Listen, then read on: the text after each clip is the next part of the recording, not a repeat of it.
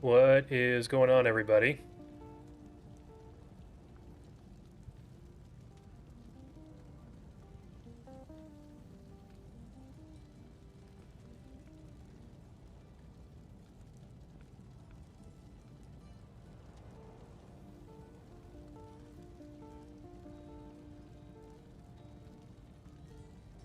Hopefully you guys can hear me all right. Let me know if not. I'm gonna wait here for a second.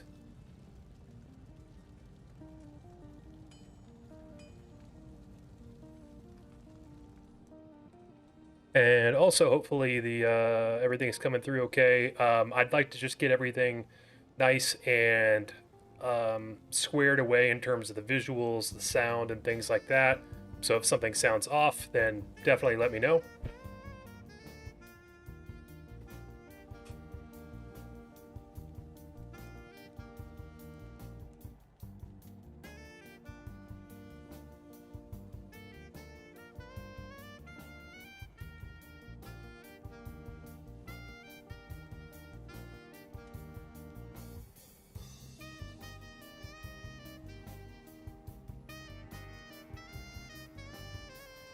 How is everybody doing?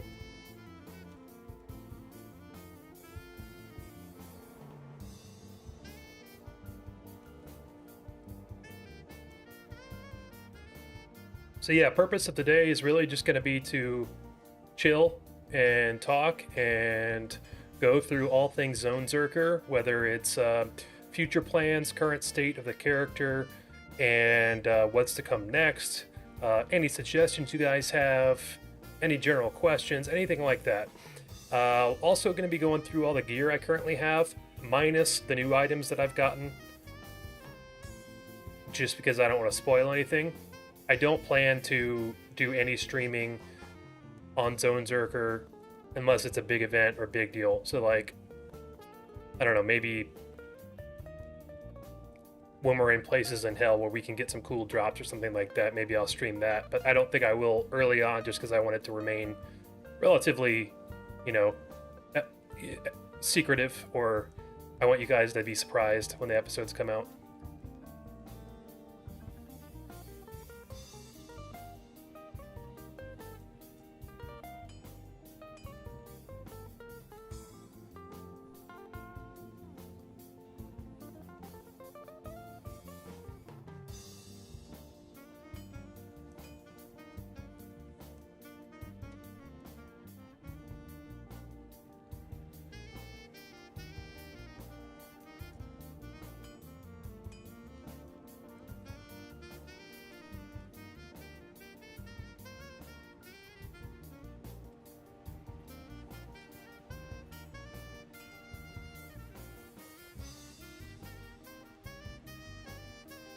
All right.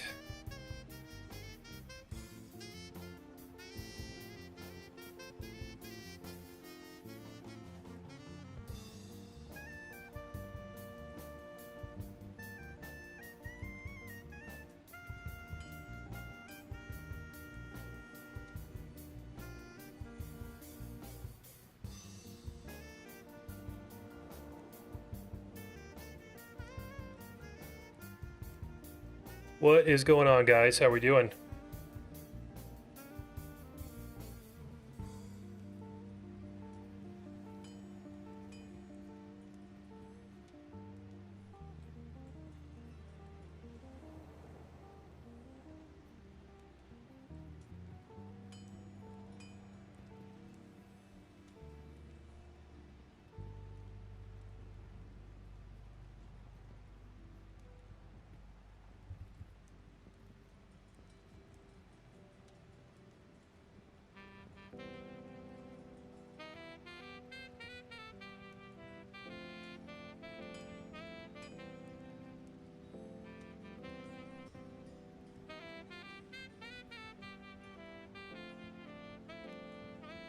So yeah, still just trying to get some of the visuals and things like that done and set up and ready to go.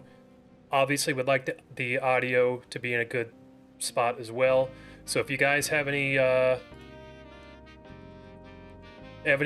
complaints about how the sound is right now, please let me know, or suggestions. I just want to make sure you're not getting blasted by music or my voice. and then we could jump in. But definitely jump in the chat and let me know.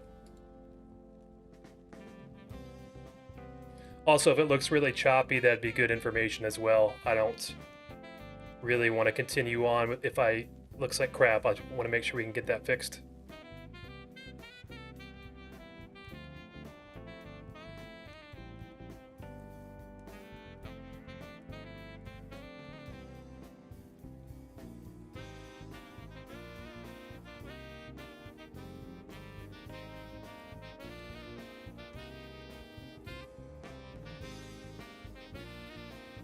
Diminish, what's going on? How you doing? It's good to see you.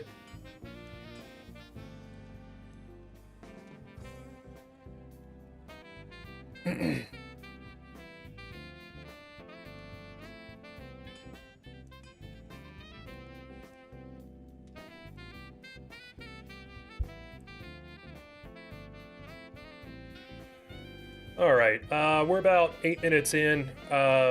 Just waiting for people to funnel in a little bit, but I'm just going to go ahead and jump in, start talking. If anybody has any comments on the sound, if the video's looking choppy, like anything like that, like please let me know. Really want to make sure that everything's as smooth as possible as we continue to do these streams. But basically the point of this here is that I want to just kind of periodically, maybe once every 2 weeks, do one of these campfires where I talk about Zonezerker, all things Zonezerker, what's going on right now, what's going on with my build, what are the next areas coming up, how I plan to attack the next areas, and just stuff like that. And I've been getting a lot of questions, and I'm trying to answer them as well as I can in the actual videos. But if you guys have any questions at all or suggestions on things that I can do, then definitely drop them in here, because I'd love to talk about that as well. But outside that, like obviously it's just hopefully a decent chill spot for you guys. It's meant to just be a relaxing stream. There's not going to be a lot of action today, for better or for worse. I'm not sure if you guys prefer that, but I don't want to spoil anything or anything that I'm doing. I'll give you a little bit of sneak peek of stuff today, but like not anything crazy.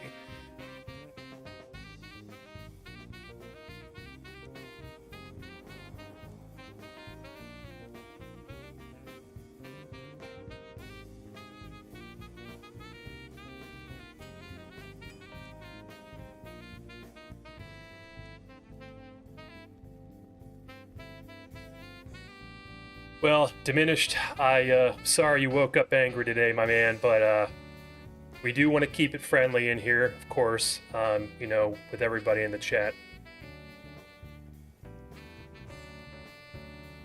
All right, guys, so here's what I'm going to do here. I'm going to quickly go through, I'm just going to show you gear, just so you can see that. I'm not going to really spoil anything. I'm actually a couple zones ahead already. In fact, let's see, I think I have 3 zones, I think, past where I was, so I'll show you the full area breakdown here in a second. But anyway,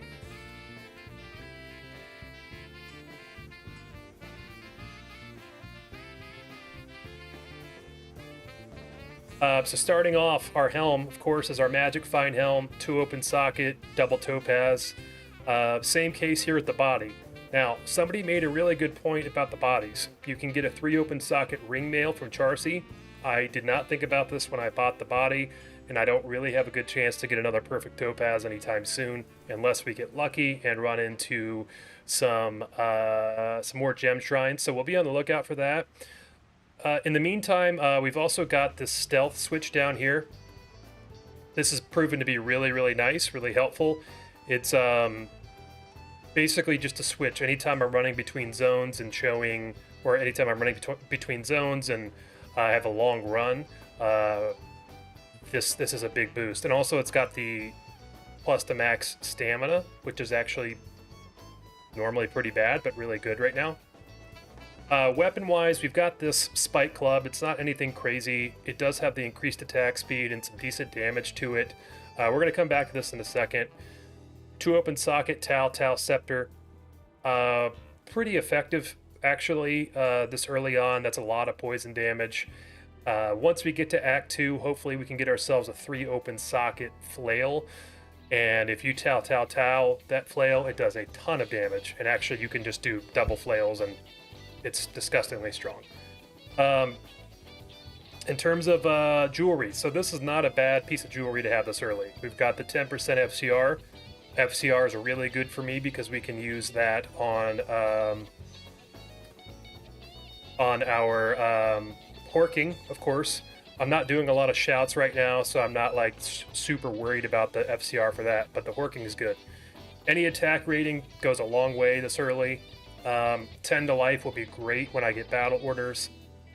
And then most importantly is going to be that magic find, even though it's small.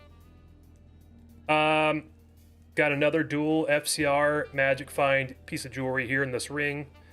And then just a 10% magic find ring over here as well. Now that being said, the max damage is actually decent on this, that +1. It doesn't seem like much, but it makes a difference in this particular part of the game. And then we've got the pairing, of course, Death's Hand and Death's Guard, which it's just super good to get that this early. And we've got Magic Find Boots right now. I'll go through the charms in a second. Got some messages come in. Diminished, I think that extra damage and attack speed help more than Magic Find, kill stuff, orc them. Yeah, that's true. So actually for that reason, a lot of the... so the attack speed I have on the gloves here, so I've got 40% increased attack speed total with the gloves and the club. But basically every charm I have has some kind of damage mod on it as well. So I got a bunch of poison damage charms, some lightning,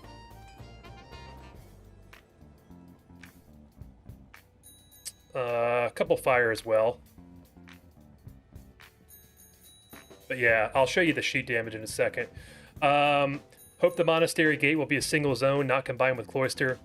Okay, so I'm going to tell you now, unfortunately, it is not going to be a single zone for normal.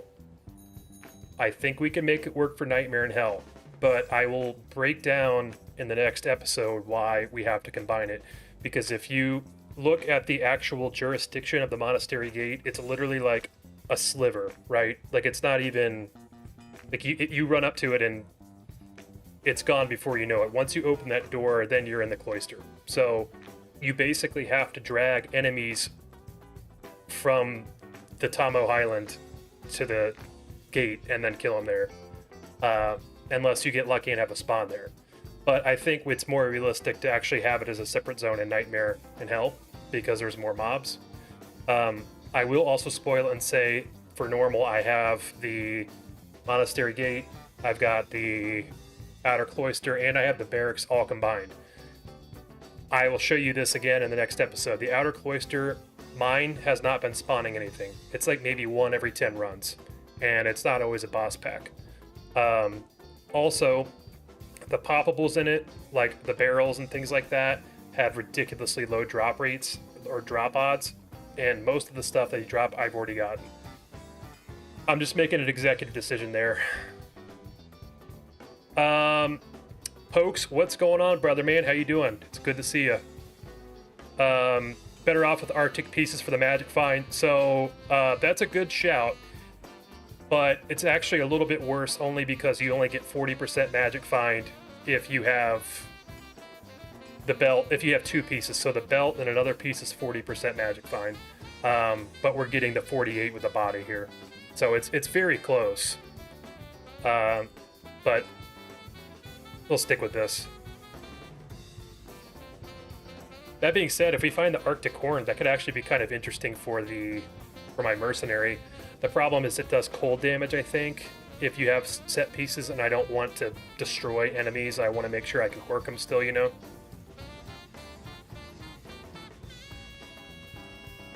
But yeah, I'm going to go through some of the different charms here. So basically every charm I'm using right now, it has some sort of damage component to it. And actually the stamina is really helpful too, because when you're running from zone to zone, even at my level, you get out of them, run out of it, I mean. So yeah, lots of poison damage ones. It's nice when you get the pairing with the attack rating as well. Little fire damage, little poison res there. Same thing here. It's nice to get the dual res damage. Gloves, belt, you get both. Yeah, that's fair, Pokes. I don't have the gloves yet, though.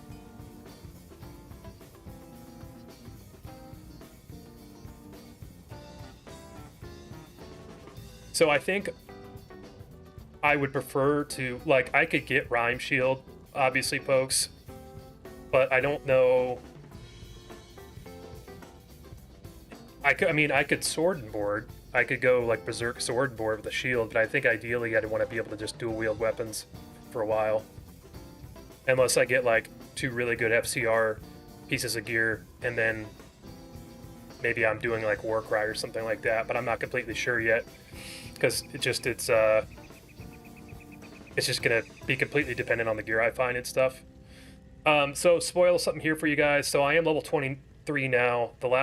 End of last episode I was level 21, so I've gotten a little bit stronger. I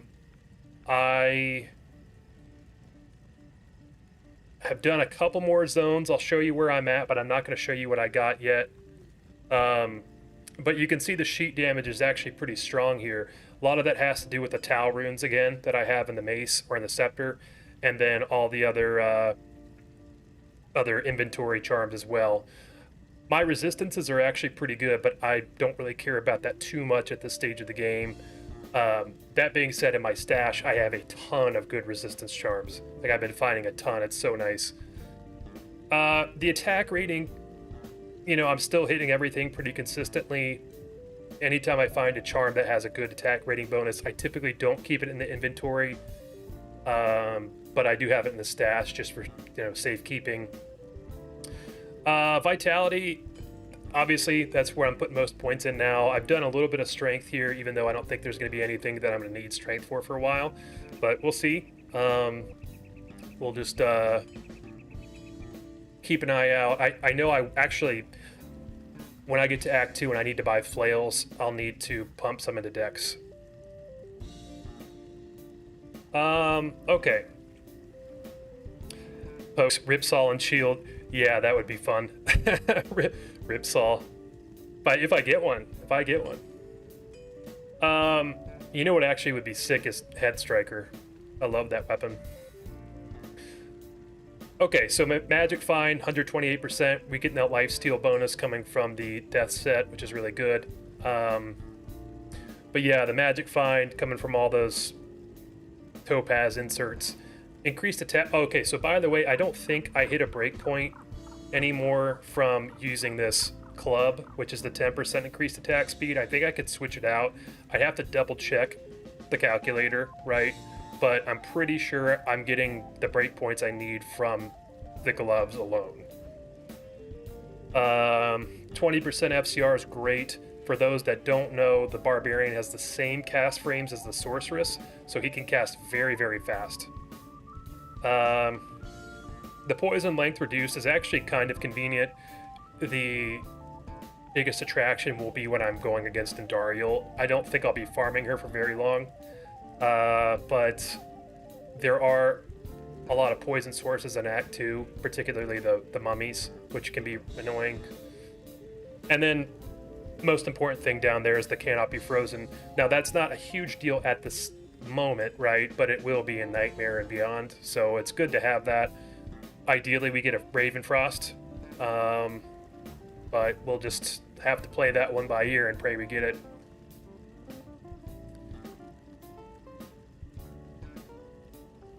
Macroschleida, is that how you pronounce it? Good to see you. How you doing? Folks, got to level 92 last ladder with Warlock. Game seems stale again. Got to level 22 with Hammered and the season gave up. Hey brother, I feel you on that front. That's why I'm doing this crazy Zonezerker thing. You gotta spice it up, you know?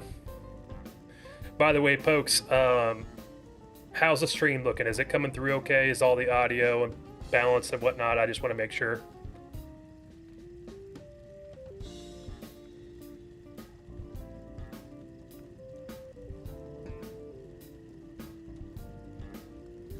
What's going on, Bob? How you doing, my man? Good to see you. Appreciate you joining.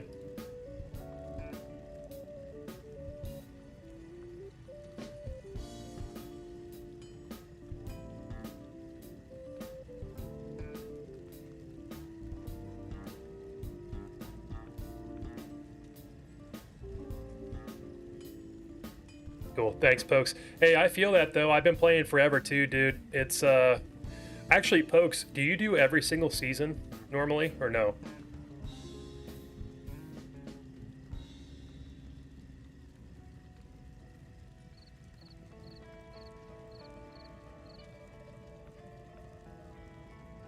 Appreciate that, Macrosh.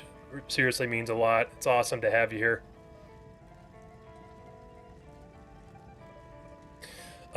Okay, guys, so now I'm gonna I'll go ahead and take transition a bit. I'm gonna go to the Mercenary. Mercenary has the magic find gear as well. I could have taken more time to get the perfect topazes for her too, which would have helped, but I just didn't really want to spend the time doing it. Then I got that triple socket fire damage bow. Could probably find something better, but this is actually pretty strong, honestly. And then I've got the fire sorceress, or yeah, fire sorceress trees, fire rogue. Mostly just because the, you know, if I do a cold bow, that puts me at risk of not being able to hork. So we just want to go fire here for a while, and eventually when we get to Act 2, we'll get our Golzar, Emilio, whomever it is. Warlock tree's kind of boring.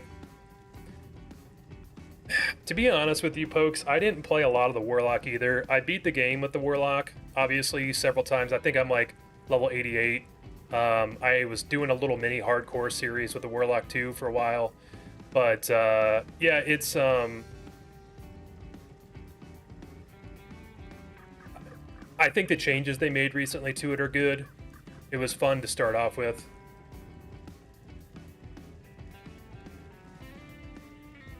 It just seems like the problem is that everybody was going to Echoing Strike right off the bat, so it was like kind of boring. But I personally, I tried Echoing Strike, I've done Abyss, I've done Fire. I haven't done Blood Boil yet. I haven't done a Strictly Summon either.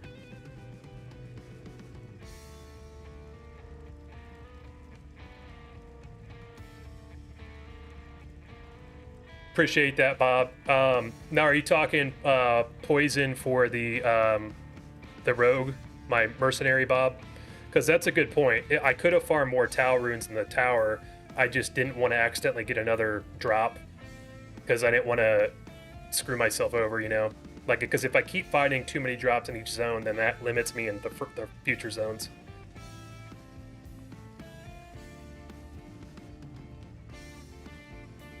Grognar, how you doing, man? Good to see you. Thanks for joining. Macrosh, I don't play seasons anymore, just solo self-found. Yeah, that's kind of where I'm at too. I dip in the season a little bit when it starts off, but it's not quite as intriguing for me because I'm playing on Xbox, right? So, like, there just aren't as many people. There's not as many opportunity to trade or find good parties unless I'm playing with my friends. But you know, they're talking about doing the cross-platform at some point soon, so we'll see. I mean, I hope they do that, because if so, that's going to open up a lot of stuff. I've got so many friends that play on PC. Zeo Warlock would be interesting, folks. That could be really strong, actually.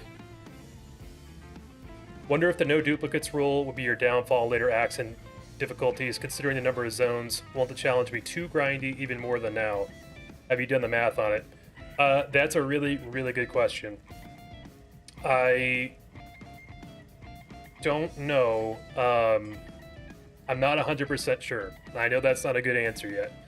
I'm forecasting that I'll have around 240 to 270 zones total in normal, nightmare, and hell. There are over 500 items. but as you know, you can't get every single item in every single area. It depends on the item level. So, like, obviously, like, you can't get the Torch of Iroh in Hell, for example. At least I don't think so, or it's very rare. So if I lose that opportunity to get that item now, that means it's completely gone. So I haven't done the math on that. If we get to a point where we're in Hell and I'm like, oh man, like, I've really screwed myself bad here, then we might need to revisit that. I don't think that's going to be the case. The other thing is, you know, they have added some new items as well, which I've already gotten one, the Bane's Wraith skin, which does help, but there are a bunch of uniques they added too. Most of them are pretty much endgame, so you've got like the Warlock boots, you've got Geed's Wager, the belt, you've got the Sling ring, I think there's a Warlock ring too. You've got the new set too, the Warlock set, which has, I think, 5 pieces. So they've added some stuff as well that'll make it a little bit more tangible. I just need to be really careful that I'm not accidentally getting too many items in one zone again, like, because that's what happened in the Black Marsh, where I got, I think it was Claylaw's Claw, but I also got the Death's Guard. Now obviously I'm super happy to get the Death's Guard. It's kind of necessary, but that limits me for the future zones as well. Obviously, you know, there's no guarantee I would have gotten that though before I went on to Act 2 or Nightmare. But yeah, so anyway, that was long-winded. MJ, MJUL, MJewel. I'll call you MJewel. Is that cool? But yeah, long-winded way of saying I'm not 100% sure. I think we're going to be good, but once we get to those higher difficulties, you never know. I mean, it could be, and I'm not even just saying this, it could be that we get to the end and we need something like we can only get Tyrael's Might. That'd be a hell of an ending, though. Yeah, Pokes, I remember you telling me that you played on console last time I was talking to you. It's a bummer to do that, man. Like, cross-platform has to happen. There's just not enough accessibility for people playing online on the console. Macrosh, can you play offline on Xbox? Yes, you can. You can. I'm currently playing offline right now, actually.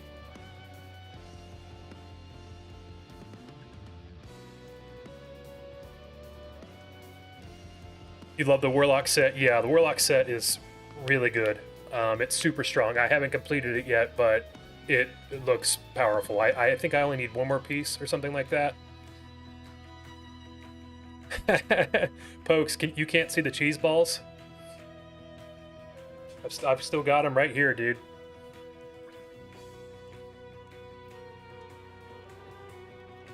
Yeah, here's the thing about the cheese balls, guys. I'm gonna let you all in, everybody here, on a secret about the cheese balls. So, if you guys have seen The Office, there is a scene or there's an episode where Michael quits Dunder Mifflin and starts his own company called the Michael Scott Paper Company. And then Pam and Ryan both quit and they go to work with Michael, and they're really bored, they're not getting business, and they've got a big thing of cheese balls, so they're throwing them and trying to catch them in their mouth, or seeing how many people can put, or how many cheese balls they can put in their mouths, right? Well, to start off this year, I started my own business, and so my mother-in-law got that for me as sort of a, nod to The Office for starting your own business. So there's a fun fact there. That's why I have the cheese balls and why I haven't eaten them, because it's more symbolic than it is for me to eat them. But don't tell anybody else that. Only people on the stream are allowed to know, all right? You ran IKs with Storm Shield, had like 50 damage reduction. That's actually a lot. This changes everything. Yes, it does. All right, let's run through skills. So, obviously right now, I'm not doing a lot of stuff in the Warcry tree, just because I don't really need to. We're level 23. level 24 is a really big and important level for us for obvious reasons. Mostly because we have battle orders. Not imperative this early for me to get, but I'm going to get it when I get to level 24. A lot of that has to do with the mana, actually, and the stamina. I'm running around like crazy and it's really annoying, and also I don't have any mana, so horking is a pain in the butt. Combat masteries, you guys know this already, I think, but mace mastery is where I'm spending most of my energy right now. We will switch to sword mastery probably. I don't see a world where I don't have a grief by the end of this challenge. I would be very surprised, but I guess it could happen. We'll just have to see what falls. But I could definitely see myself doing a bunch of LK runs and just trying to go for the low rune, you know. Don't really care about iron skin right now, but I will save a point once we get to level 30 so we can get natural res. Level 24, increased speed. This is going to be huge. Definitely going to want this. And then, of course, the other big one early on is going to be Frenzy. I think we'll probably respec to Berserk, but Frenzy is going to be the way to go to start off with. The speed's just so good. And we'll probably still do a point in Frenzy even when we go Berserk just to get that speed boost so we can get through zones quicker, right? Yeah, you can see I've got the 2 skill choices remaining, level 23. Once I get to 24, we'll be able to go increase speed, battle orders, and of course also Frenzy here. So that's really the plan at the moment here. And yeah, that's about it. So I don't want to spoil anything else. I'd show you my stash, but I got some new items and I don't want you guys to see what they are yet. So I'd love to answer any questions if you guys have any, or I can just kind of run through some other stuff I have planned.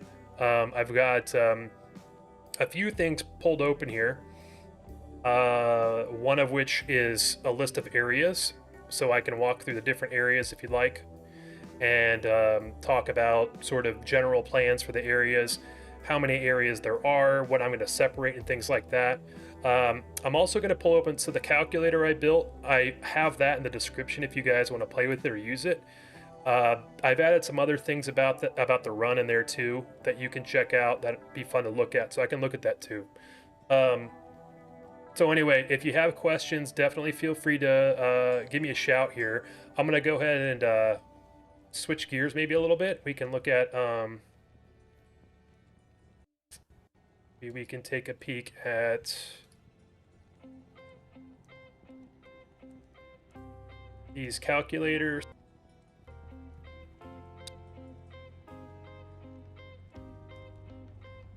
Or actually, maybe we'll look at the areas first. How about that?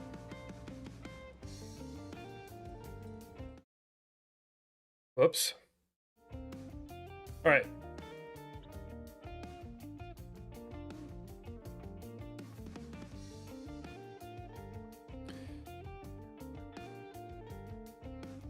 You might consider Holy Grail at the series end. I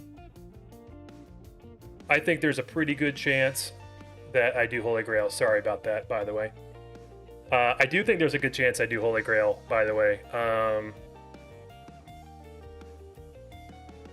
I'll be pretty close, honestly. Should be pretty well set for it.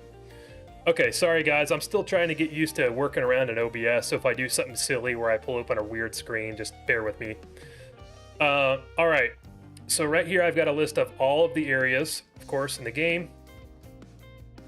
And I'm going to go through my plans for them, where I'm at now, how we're going to combine zones in the future, if we're going to combine any at all, so on and so forth. Also, I apologize for the ads. I'm just on the Diablo wiki right now. All right. So very top here, of course, we've got the Bloodborne Den of Evil. Now, in normal, we've combined these. Nightmare and Hell, they will be separate. I think there's technically a possible way you can get a unique or set in the Bloodborne, but monsters cannot drop it. You can only get them from chest, as far as I know. Someone said that. I don't know if that's 100% true. I wasn't willing to do that. I think it's a ridiculous rate for it, and there's not a guarantee that the chest is going to spawn near the entrance, right? So that could have taken 100 hours. I'm not even exaggerating. So that's why I combined them. But in Nightmare in Hell, of course, we'll have a ton of boss packs in the Bloodmoor, so we will separate that there. Going on to the cave, so multi-level dungeons, if we do those are going to be, you know, counted as one, but I have to clear both levels for it to count. The reason for that is, like, the cave has Cold Crow on level 1. I think it would just be kind of cheating if I just rushed Cold Crow and killed her every single time, instead of killing Cold Crow, then going through level 2 and going to the chest, killing the bosses along the way as well. Which, by the way, when I did the cave, if you guys remember, I didn't even get an item from Cold Crow.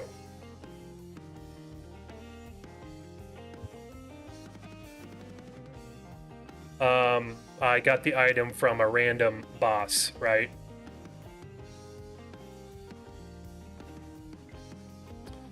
Give me 1 second here. I'm gonna try to adjust one quick thing.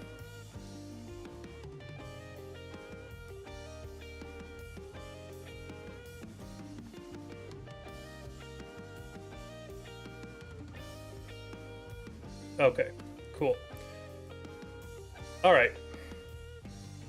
So anyway, going back to the areas.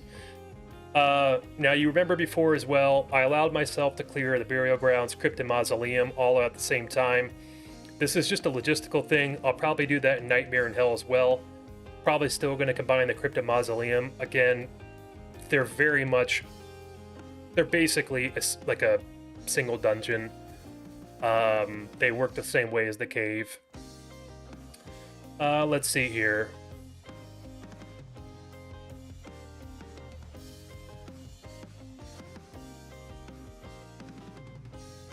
Okay, so this is one we were talking about earlier, the Monastery Gate, and this is a pretty interesting one.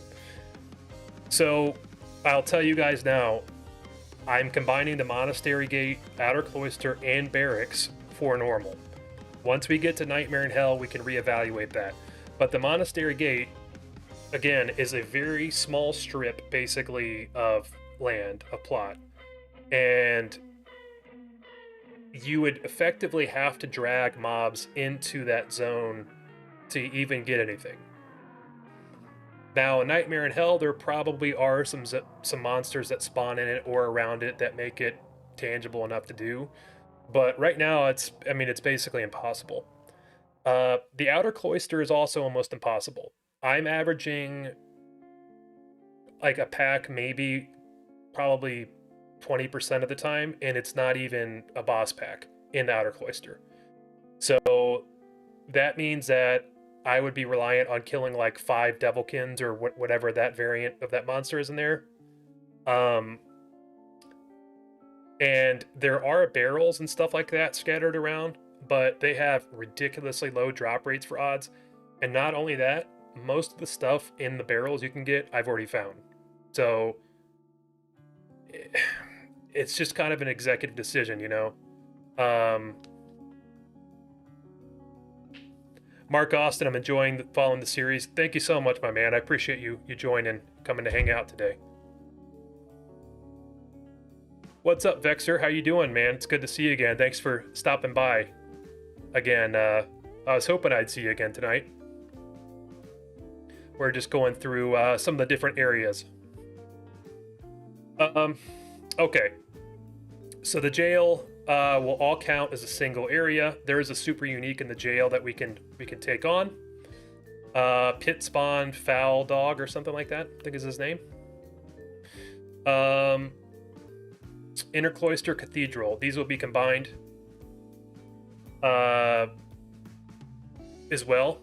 Inner Cloister is another spot that I've been finding like nothing in. So it's basically impossible now. I mean, again, maybe Nightmare in Hell will be different. We find bosses in there. We'll count it as one zone, but not right now. Buffalo Jerky, yeah, if it's not fun, it won't work for the long game. Yeah, exactly. Like, it's still going to be within reason. Like, I know there's going to be some people that are saying, hey, you should still count it as separate, but you got to think about, like, it's got to be fun when you're doing it. I mean, that's obviously really important. Okay, so so you guys are aware, I've completed the cathedral, so I'm just on the catacombs now. Now, this is an interesting one. So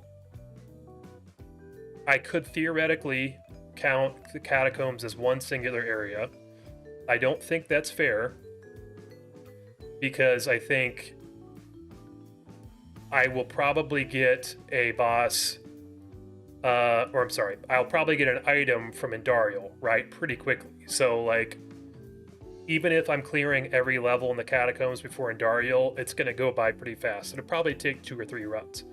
So what I'm currently doing is I am trying to get an item in, I'm combining 1 through 3, and I'm treating 4 as a separate zone. So this is like a boss zone, and this is just sort of the dungeon zone, if that makes sense. I'm getting like 2 or 3 boss packs per floor here, so it shouldn't be that crazy. I haven't gotten anything there yet, but I should be able to get something. Banesh doesn't have minions, so I normally skip them. Yeah, I normally skip them too. I kind of don't have a choice in this matter, though. And I will tell you, I'll spoil you and say, I did actually get an item from Banesh on this run. I'm not going to tell you what it is. It's a very good item, though. I'll say that. Very, very good. All right. So let's go to Act 2. I think Act 2 is probably the most straightforward act in terms of zone. We'll be combining the sewers as one. Basically, every multi-level dungeon will be one. Obviously, places like Rocky Waste, Dry Hills, Far Oasis are all standalone zones. I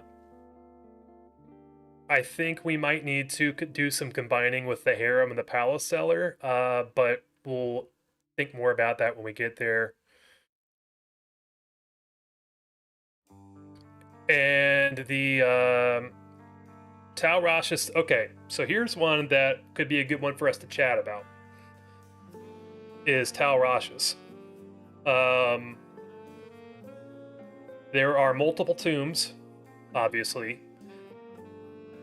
and there's only one tomb that has Duriel in it. So probably what I think would make the most sense is that I start on maybe the far east tomb, clear it, then I can't reset. I have to go to the next tomb, clear it, then I can't reset, so on and so forth, until I find an item. So they're all the tombs are effectively one zone, but I can't like reset and just do one tomb over and over, if that makes sense. I think that's probably the way we're gonna go, and then once we clear the tomb and we get an item, then we can go Duriel. It was the goal 100%. We've also got a Tarnhelm guess. Listen, guys, I can't tell you guys what it is. Those are both sweet items, though, so we'll just have to find out. Maybe one tomb with Duriel and second with a super unique in it. That's a great point, actually. Who's the super unique in the tomb? Because I honestly just can't remember. I haven't researched it quite up to this point. But if that's the case, then yeah, that would be nice. What's going on, Jason? How you doing, my man? Appreciate the kind words. It's good to have you here, dude. We're just chatting through some of the different zones and areas and plans for them, things like that. But yeah, I think Act 2 is actually going to be pretty straightforward. There's not a lot of complicated decisions that need to be made. It's going to have some crappy zones. I think the sewers is going to suck. I think the maggot layer is probably going to be the worst by far, but yeah. Oh yeah, that's right.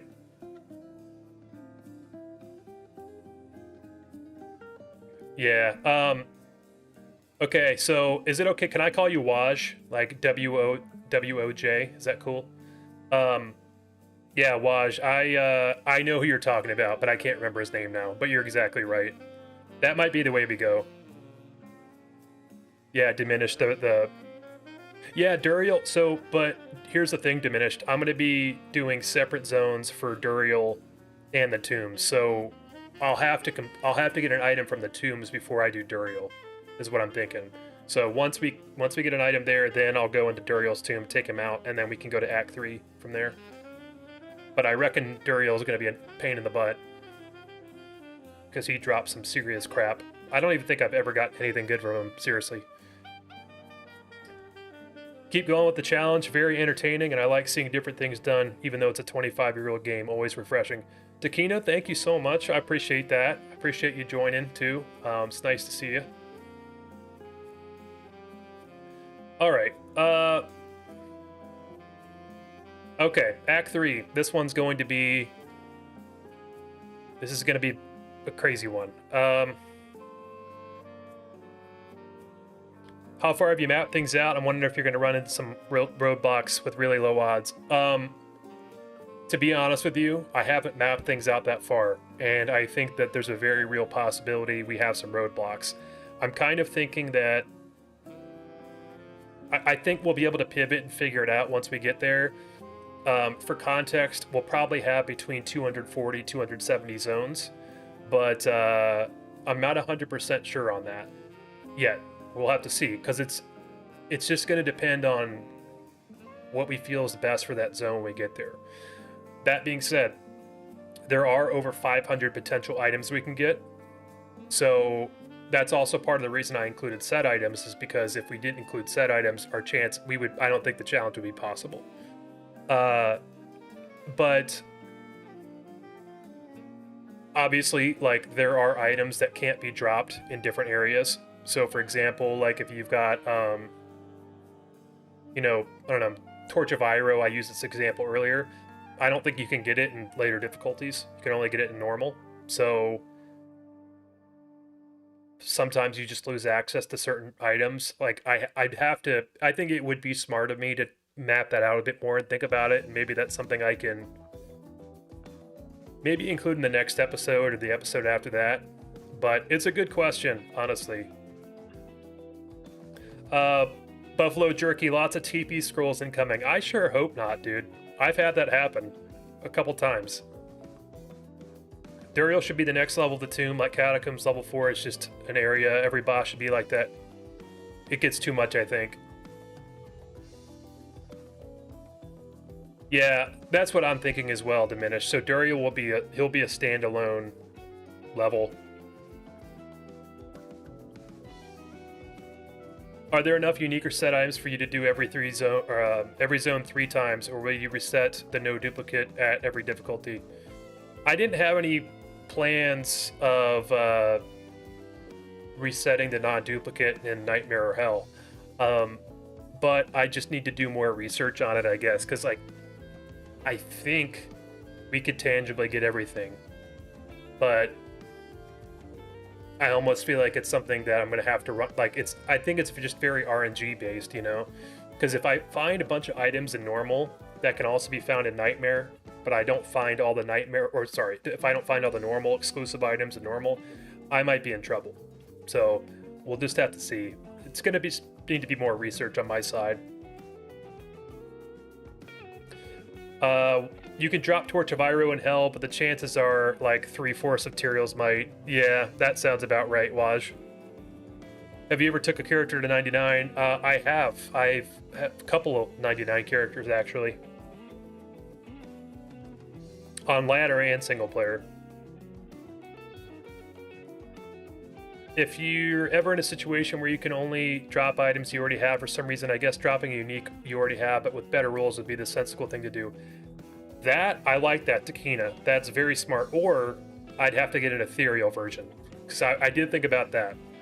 The ethereal could be rough, though, just because it's 10-1, but better rolls or ethereal would make sense, and I think that's fair, too. Regarding the rules, if you see a unique or set item dropped, you have to pick it up, because if you want to knock out a normal exclusive item, you might have to pass on them. Yeah, it's a great question. I've been playing it like if I get the drop, it counts, like no matter what. Even if I get 2 drops, which is another scary thing actually, because if I'm fighting Endariel or Mephisto and they drop 3 or 4 items, right? That that could be a serious problem. So I'm kind of hoping that like they just drop Eyes and Hearts or something like that, or like something super common, so it doesn't matter anyway. But yeah, if I get like, I don't know, if I'm fighting, I mean, because it could even be a nightmare. Like if I'm fighting, I'm trying to think of a good example, but like something relatively rare, like Skin of the Magi or something like that. You can get that nightmare. If I get that and then it rolls again in hell, like that's gonna suck.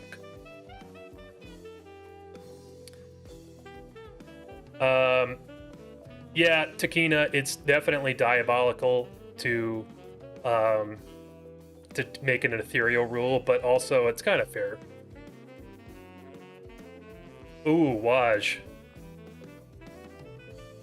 Waj, that is smart. That is smart as hell. Strip off any magic find before bosses so they don't drop multiple uniques. But that is brilliant.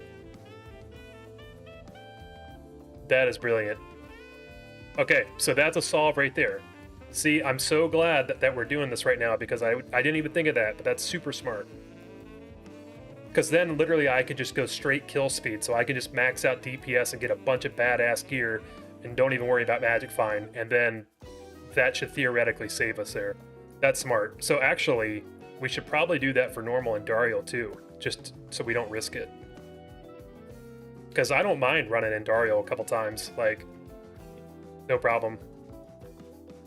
Are you keeping track of duplicates? I'm curious what item you end up finding the most of. Yes, I am. Okay, so Jason, that's a great question.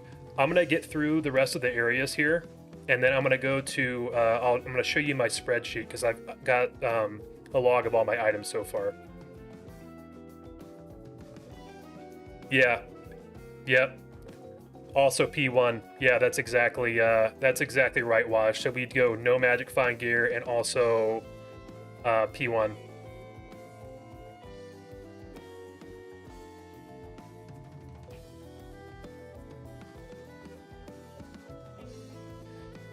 I played D2 so much as a kid and I don't enjoy that much the tryhard builds content because I never understood it. The series brought me back and I'm enjoying it tremendously. Thank you for making it. Hey dude, thank you so much. Seriously, that means a lot. I'm having a blast doing it, and I honestly, to all you guys, I can't thank you enough for the kind words so far. It's like kept me energized to keep doing this. I didn't expect to get this much love, so I really appreciate that. Mark, how many months do you think this will take you to get all the way through hell? Well, it's a great question. I know it sounds crazy, but I think it'll probably take like, I would say it'd probably take at least 3 months, maybe longer. Now to get all the way through hell, maybe up to 6. I think to get to hell, maybe 3. But I'm also thinking that I'll get items faster when I'm in Nightmare and Hell than I am right now. So actually the normal section is probably going to take, well actually, let me scratch that. I think Nightmare will go by fast. I think Hell will take a while. Normal and Hell are going to be the longest. I think. Okay, let's wrap up the rest of the area stuff, and I'm going to go to a spreadsheet to run through. Diminish the Warlock armor. You mean the Warlock armor for, oh, the Bane's Wraith skin. Yes, that is the most common one I've had, actually. Okay. So a lot of these are pretty self-explanatory so far. Swampy Pit and Flayer Dungeon will all be multi-level dungeons, so we'll count those as 1. This is going to be one that's going to be, we're going to need to talk about. So the Disused Fane, Ruined Temple, Forgotten Temple, Forgotten Reliquary. These are going to be probably game time decisions as to if they're all separate. I'm leaning towards making them separate, but Act 3 will take forever. We'll see. The Cuirass Causeway, that's probably going to need to be combined with Travincle, I would say, right? Unless... Is Disused Reliquary and Ruined Fane, maybe those will be combined with Cuirass Causeway. Either way, it doesn't matter. It's going to need to be combined with something, I think. Durance, this is going to be a interesting one. Durance level 1 and 2. If we're doing what I've done for Act 1 and 2, I'll have to separate 1 and 2 versus 3. Or maybe it's just a case where I don't kill Mephisto. I have to get an item from Mephisto, but I have to get an item from 1, 2, and 3. So we could do 1, 2, and then clear Travincle on 3, and then reset. That's a possibility as well. Jason, what prompted this series idea? Did you want to start a channel and just try to find an idea? No, so I am a huge old school RuneScape fan. So my two favorite games are Diablo 2, old school RuneScape. And I've been following a lot of the content creators on there for a long time. And they do a lot of area lock challenges. So I don't know if you're familiar with the game or if anybody in chat is, but basically there are a bunch of regions in it. It's an MMO. And people have just started doing series where it's like, hey, I'm gonna lock myself in this area and try to get all the stuff in that area and move on. And so I basically just thought to myself, well, maybe I'll give this a shot on D2 and see if I can make it work. And here we are, and it's been a lot of fun. So it's kind of cool. It's basically just applying a concept I saw from creators from a different game and trying it on here.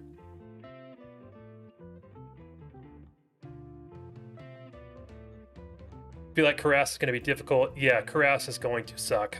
Honestly, I think the Great Marsh is going to be terrible too. Really anywhere, running around the jungle, because you have to find the mobs. So it's going to take forever. Miko, for sure, separate temples. I think separate temples is fair. That's where I'm leaning as well. Started one of these challenges too after I saw your first videos. At the moment, Black Marsh, 60 runs in, playing Assassin, so no horking. Dang, you're moving fast, Miko. Holy crap. You're already in Black Marsh. 60 runs on Black Marsh is brutal, though. Now, I will say, it does stink you don't have horking, but you do have a lot of AoE with the Assassin, so that is nice.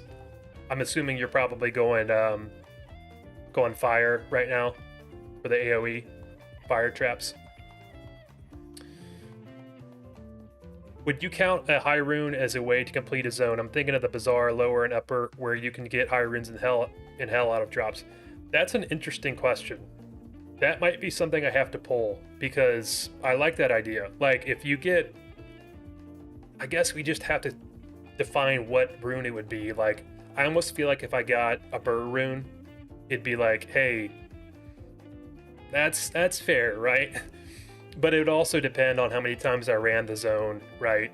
If I did 5,000 LK runs, inevitably I'm gonna get a Burr. So if I got one at run 75, I think that'd be more fun to reprieve me, you know what I mean? But Miko, nice, you're an old school RuneScaper too. Yeah, the one chunkers, exactly. You know, the Swamp Athletics, Verif, all those kinds of people. One thing I'd like to see added is how many hours of gameplay each zone took you. I do have that information, Mark. I'll show you that in a second, actually. I think this is the most unique and interesting challenge run I've ever seen for Diablo 2. Thank you so much, Lippy, or Lippe. I really genuinely appreciate that. Like I said, it's just a concept I kind of appropriated from old school RuneScape to the Diablo 2, and it's been a lot of fun, so appreciate the kind words there. Miko, level 19 assassin, nice. Level 19's, I have to go back and look, but I think I was around level 19 in Black Marsh as well. I played RuneScape as a little kid before I knew that the crap was going on, but I've never really gotten into it. Had some friends who played a ton of RS. Honestly, I think it's just an amazing game. Really, a lot of people have problem with the graphics and things, but it's an old game. It's I think in terms of just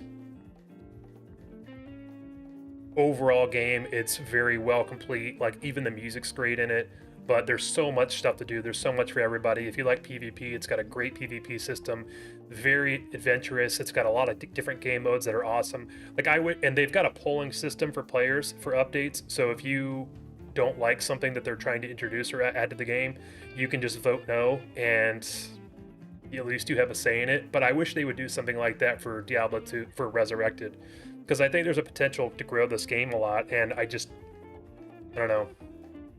But with RuneScape, what they actually did though is they made a big update to the game back in like 2009 or 10 or something like that, and basically the entire player base almost quit. Then they brought back the old school version, and then started making updates to the old school version, and then it exploded. And now the player count for the old school version versus the modern RuneScape is like 10-1 or something like that. And I could totally see that happening with Diablo 2 Resurrected. Because if you guys remember, when Reign of the Warlock came out, there were more players on Resurrected than there were D4. Now, I'm not like ripping on D4. I actually don't mind it. I'm not a D4 hater. But I'm just saying, like, there's so much potential to make this game so cool. And like, I just think there's so much stuff they could add. But they could learn from Jagex, I'm being honest. Like, crazy to say, but it's true. I play Iron Man only in OSRS, very high level ones, 2 separate characters, but mainly play on. I'm an Iron Man as well. I'm almost maxed, Miko. Another thing you can do if you get area blocked is farm until you make a new room word. See, that's smart too, Jason. I like that idea as well. That's a really good idea. So we've got find a unique or set better than one you already have, maybe find an ethereal, or grind runes until you make new rune word. I think those are pretty good options, honestly. And I agree that the OSRS graphics are the heart and soul of the game. I really do. I personally love them. I'm not a, I'm not a, a big graphics guy. Like, I mean, like, I love cool graphics. Like, I loved Elden Ring and all that stuff, right? But I'll play any game. I don't care what it looks like as long as it's good,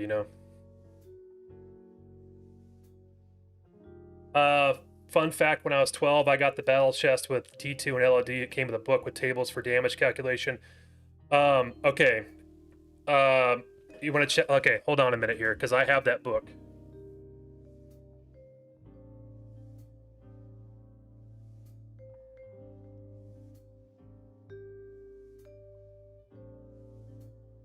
Sorry, give me 1 second. All right, is this the book you're talking about? Because I also got the battle chest, and I've had this same book forever. You can see here.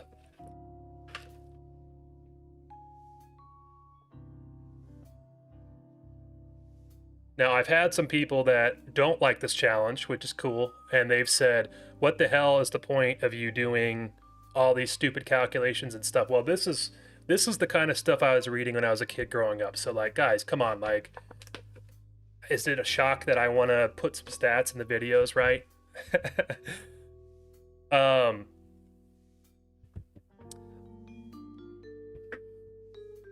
I would have liked physical facet, but normal ones, the ones you can use multiple of. I had a bunch of wrong info, like saying a short sword and 6 gems made a specific unique weapon. I still have the book. Yeah, I think those are probably all wrong in mine as well, if we have the same book, Arnie. I'm a D4 hater. That game was a scam. Look, look, it is what it is. The game was what it was, right? It was... I had fun beating the game. I didn't enjoy the end game at all of it. I did buy the recent expansion and played it a little bit and haven't beaten it yet, but they have some cool concepts and ideas in there. It's a little too slow paced for me, too much dialogue, too much annoying repetition. Obviously the itemization's not as good. I don't like getting the... Like, I don't like situations where you're always switching your gear, right? And I actually like imbalance. So I like it when you find a ridiculously good item early and it carries you for a while. Like if you get like Hisaris' Iron Heel early on a run, that's super good. Like obviously you're not going to use that end game, but that's really good. You're not going to replace that right away if you're going solo self-found, but you don't have that ability in D4, and I think that stinks. But anyway, I didn't mind it though. I thought it was cool. I had fun when I was playing it, but it's not something I'm gonna play often. D4 is a darker D3 for me. Worst thing is probably yeah, exactly. So that's exactly what I was saying, Waj. Like the itemization is terrible. I literally I was so excited when Diablo 3 came out. I got the game and I played it for like 2 days and never played it again. And my brother and stuff has said that the game's a lot better now after all the updates and things. So maybe I should give it a go and just beat it just for fun. But yeah, I was never able to get into it. Yeah, it's the same one, but mine's in Spanish. I assume the translation led to a lot of errors. Like it had the bosses and what type of damage. Okay, so that makes sense. If you had the Spanish version. Okay, guys. Let's get back to go on to the act. So the act 4 is extremely straightforward. We'll just need to clear all of these. Okay, act 5. I think pretty straightforward as well, honestly. I guess the biggest question will be what we do. So Nilithak's Temple will have Pindle Skin, so we'll be able to farm him no problem. Halls of Anguish, Pain, and Vot will all be probably be combined as one, I would say. I feel like that counts as a multi-level dungeon. Worldstone Keep is going to be interesting. I guess we'll just do the 3 levels. I think Worldstone Keep is 1. Throne of Destruction will be its own. Worldstone will be its own. By the way, if we get through the game, I will do Ubers. That'll be like the finale of Zonezerker is getting that final item from Bale, but the bonus finale will be doing Ubers. I'll do an Uber run and I'll probably stream that one and maybe I'll make a video on it, but I think that'd be a pretty fun stream to do. D3 I played once over with Rogue a long time ago, didn't hit my soul even once. Yeah, see, that's how it was when I first started playing it. I can't even remember the character I was using, but it just, I mean, graphically, it was just too, yeah, it was too cartoony for me to start. I just didn't dig it.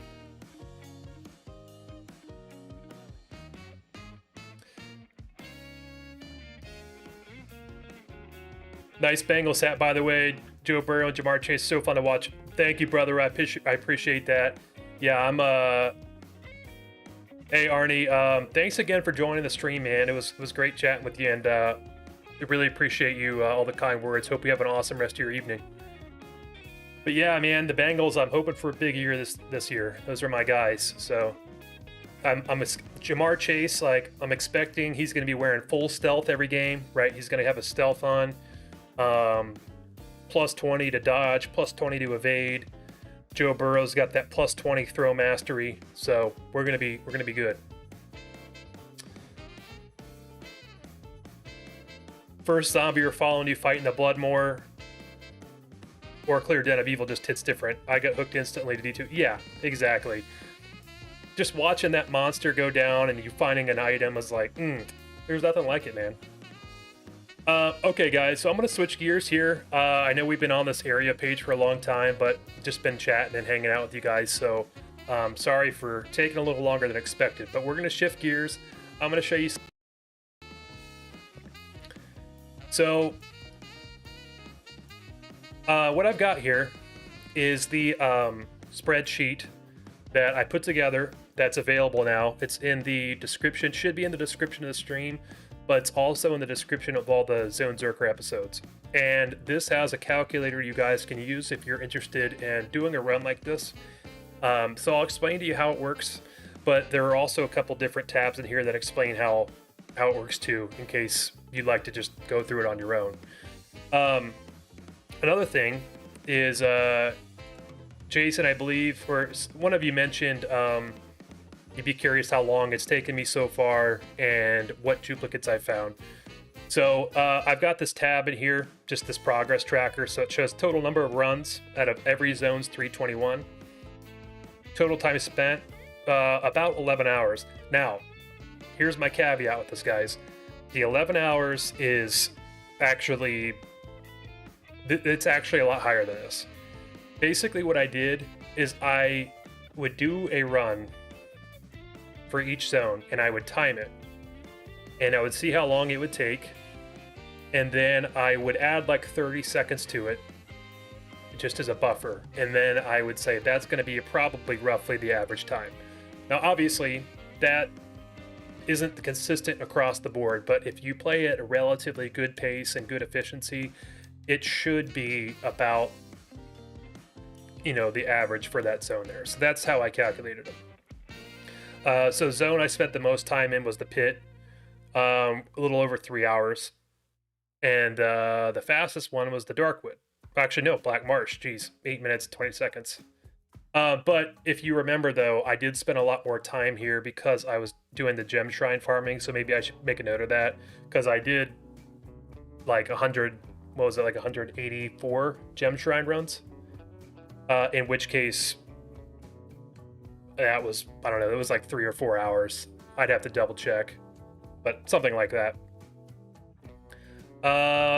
But you can also see here, if I scroll over, so I've got this tab here. It's duplicates after first drop. And basically the idea here is just, okay, so we found this once.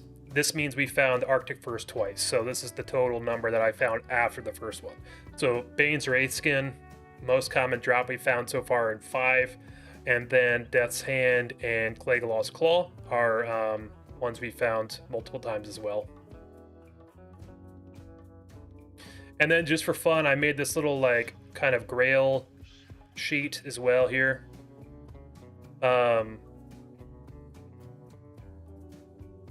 And you can see like all the total number of potential set items. So we've got 135. I found 7 of them. And same thing with the uniques. So uniques 393 total. I found 7. Yeah. So this is all, you can access this. Like I said, it should be in the description of the stream, but also if you're on Twitch, you'd have to go to YouTube to find it, but it's in the description of all the Zonezerker videos as well. By the way, for anybody that's watching on YouTube, I would definitely appreciate if you guys follow me on Twitch as well. I don't mind if you still prefer to be on YouTube and do it, but it would be awesome to just bump up the follower count on Twitch, because I just basically started on there.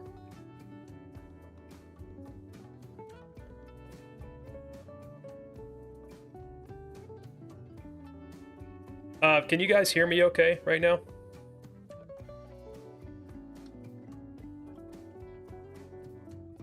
Just want to make sure.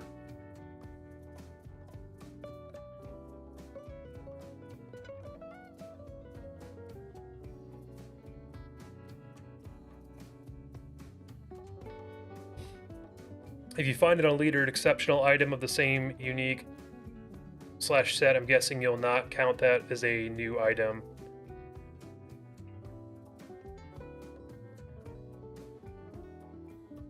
Cool, thank you guys, just making sure. If you find an elite or exceptional item of the same unique / set, I'm guessing you'll not count it. So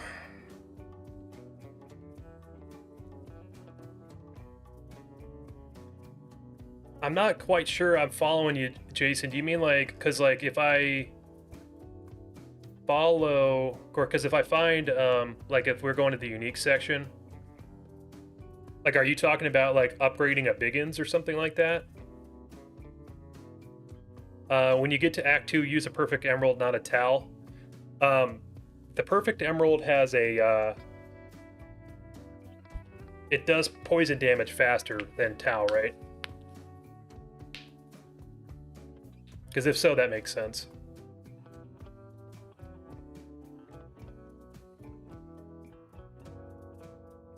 So I'm going to show you guys the calculator real quick here and how it works. So the example I have included is the cave. And basically what it's going to do is it's going to show you how many runs on average it will take you to get an item, any item, and also how many runs on average it will take for you to get a non-duplicate. So there are a few inputs you'll need to do. If you're using the barbarian and you have find item, you can put your find item percent there. I'm going to get to the scenario A and B weight in a second. The player count and magic find, these do not affect anything in the calculator. These are just notes for you so that you can keep track of what you're doing. But then you're going to have all these different item sources, all these different monster sources. So in the cave, the first one is going to be these regular dark rangers. You can kill, I'm just assuming on every run I'll kill 5 of them, but you can change this to whatever you want. I'll kill Cold Crow 1 time. Cold Crow is going to come with 5 minions. I'm going to fight 2 unique bosses. I'll explain why this is on a different row in a second. And each boss will come with probably 5 minions. Sometimes it's less. And then 6 champions. So if you look at the scenario A and scenario B, basically what we're doing here is we're applying a weight or a chance that we're going to run into one of these groups. So if we know that we're going to run into 2 unique bosses per run, there's a chance that that boss group might be a champion group. And so it might be 80% chance that we run into, so we're going to say 80% chance we run into unique, 20% chance we run into the champion, right? So basically that's what these rows do. So they weight it and they appropriate it accordingly to what we put here. So if you want to do 50-50, we can do that. If you want to do 75-25, you can do that as well. You can also check as to whether or not find item applies.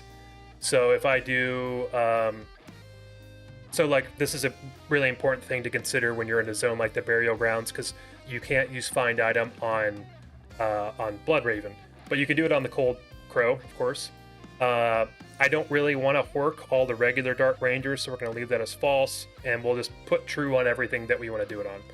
So just to give you a couple examples, so let's say my find item's 50%, you'll see that the runs are going to change quite a bit here. Now we're at 11-16. If I change the weight of this to 100% and 0%, you'll see that our odds change a little bit there as well. And so then once we get down to this section where it's got all these individual drop rates, these are not things that I have put together. I copied these from MaxRoll's website. If you don't trust MaxRoll, that's fine. I trust it for everything except the terror zones. You can put in whatever numbers you want here. And these are all based on plugging in players 8 and 36% magic find into MaxRoll. And these are the numbers you're going to get here. These are all the possible items you can get from the cave as well. Cold Crow and the Dark Ranger and Dark Ranger minions can drop these items. Obviously, the lower level enemies will have a smaller subset of those items you can get. And then you can adjust the items you found, and that will affect, of course, your potential odds of getting any item up here. So right now we're assuming we found Arctic Furs and Biggins. But hypothetically, let's say that we also found Infernal Cranium. We go up here and we now see that average runs for new is going to go up. Maybe we found Hotspur as well. It's going to go up. That's a rare item. Maybe we'll do, let's see, let's try this one. So you can see it's changing there for any new item. All right. Well, a couple more things, and we'll move on from this here. But other thing I'll say is, what can be fun too is I've added in something here. So if, like, let's just say you had it was a Monday night, you're just trying to chill, and you're like, hey, I'm gonna do 25 runs. What's the chance I'm gonna get an item? Well, you can just plug in right here 25, and you'll see that you have a pretty high chance of being able to find. These should not be percents; they should be just regular numbers. But you'll be able to see here the percent chance that you'll have found an item within 25 runs, basically, statistically speaking anyway. So anyway, that's pretty much it. But yeah, you guys have access to this now if you'd like to use it. It's super fun. It's very modular, so you can just basically copy this and adjust it as you need per zone, which is what I've been doing. So hopefully that's helpful and interesting. And if you're curious about what's going on in the run, I'll be updating this after each episode. And yeah, and I'll be trying to put some notes in here too, just for more fun information.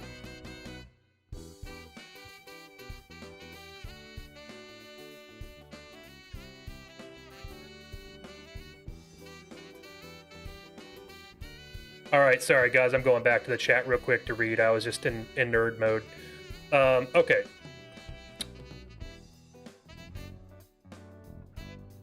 Can unique and set items only drop at one item quality, like clay galls can only be longswords? Yes. So they can only drop at one item level or one item quality, but you can upgrade them, of course. Bengals fan, yes, sir. I'm a big Bengals fan. Very happy about Dexter Lawrence, and you know what? I'm not a Packers hater, man. So good luck to the Packers. I've got Josh Jacobs on my fantasy team, so I hope he does well. But no, bro, Bengals, Joe Burrow, plus he's got maxed out throw mastery. Plus he's got plus 20 throw mastery. Jamar Chase, he's wearing the stealth. He's got increased speed, dodge, and evade as well. So we're looking good, bro. I figured out how to cheat D3 on PS5 one day with a flash drive. I duped my entire inventory. Holy crap. So I don't know anything about D3, but that seems a little nuts.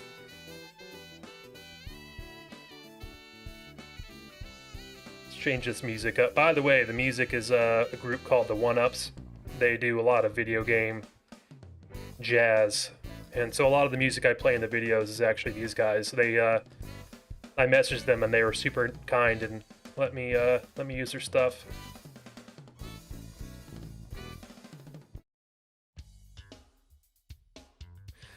I love nerdy shit like this, Miko. I appreciate that. I love nerdy shit like that too. I'm glad I found someone that's digging it.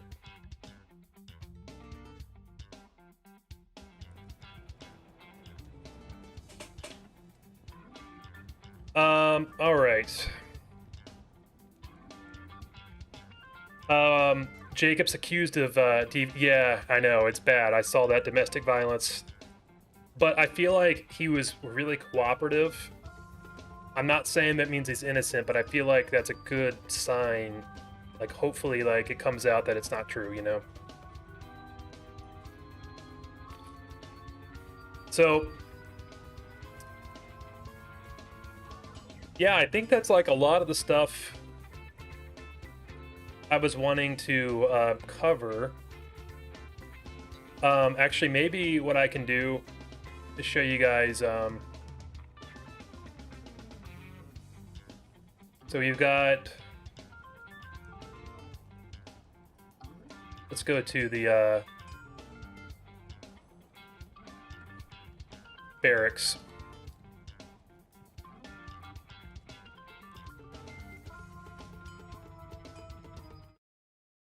Whoops.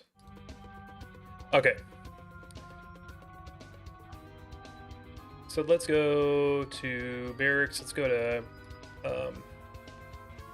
So I'm just going to give you guys kind of an idea for some of the things we can get coming up here. So we're going to the barracks. We're currently looking at P7 and 128 magic fine. Obviously the smith is going to be our prime target, but all the enemies around him drop relatively similar stuff, but this is the best stuff. So, Cyverbs is pretty bad. I don't think that's something I'm really going to care for. Death Spade, actually not bad. Demo's not great. This is actually not bad. If you can pair it with the boots to get that cannot be frozen, it's pretty good. You can see a lot of the stuff I've already gotten. Okay, there's a goal. That would be beautiful to get.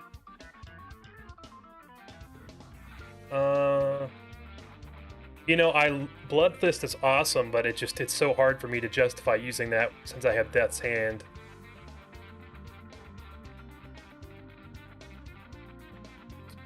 Crush Flange would be sweet. Oh, here's a big one. Nagel Ring.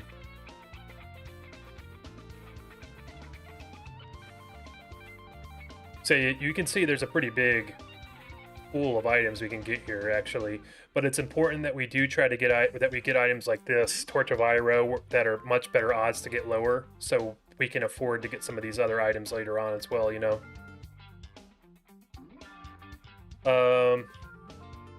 All right. Beyond that, so if we go to the jail, pit spawn foul dogs in the jail. He starts dropping some other good stuff as well. So Nokazin is a great item, obviously. This would be good to find.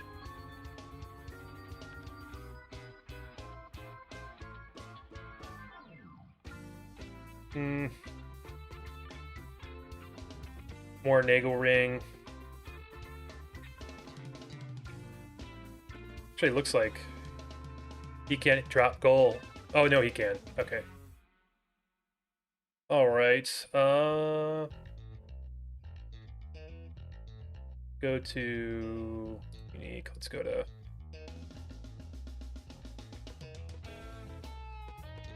Forgot about Bone Ash. Okay, Bone Ash. Okay, Bone Ash actually has some pretty nice stuff as well. Nokazin's good. Angelic Wings, very, very good.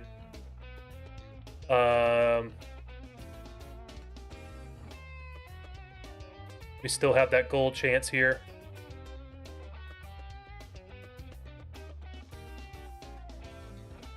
To be honest with you, getting another Nasher would be kind of nasty, actually. Blinkbat's form is such a random item. It's so rare, too. Already said this before, Crush Flange would be really good for bosses. Jail at Kalo, beautiful.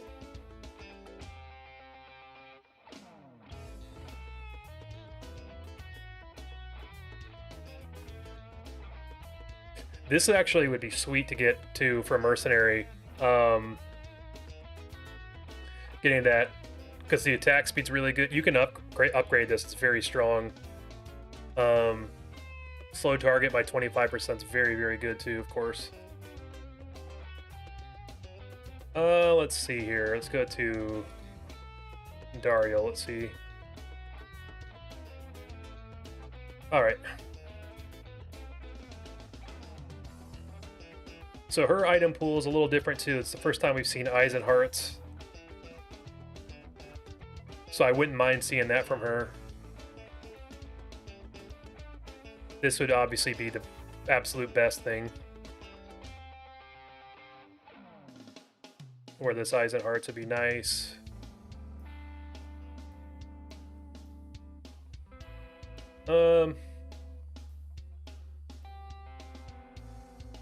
Cool. What's the most rare drop in D2 you've had?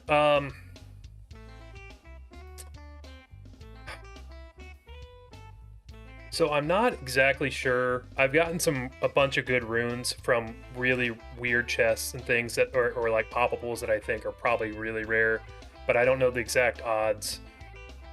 I've gotten some pretty nice charms, like some bunch of perfect charms and things like that. I had a charm pretty recently I got that was a small charm. I don't remember the exact specs on it, but apparently it was worth 20 jaws. It was like an attack rating plus life attack rating small charm, usually used for barbarian duels. I once found a 40 enhanced damage, 15 IAS duel. Yeah, that's worth a lot. I have never found that. That's a good drop.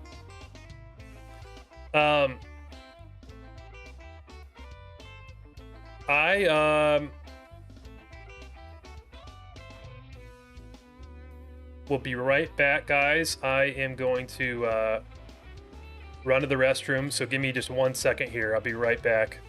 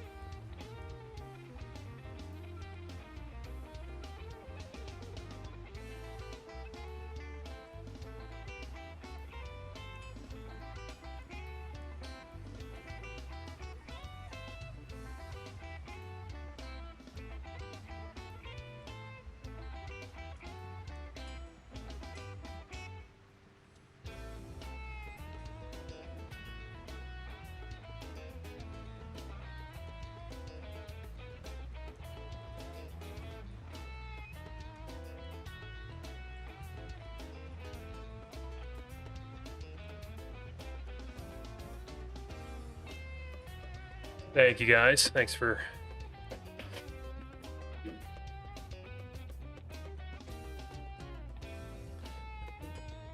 chilling there. 3/20/20 charm. Yeah, that's gross.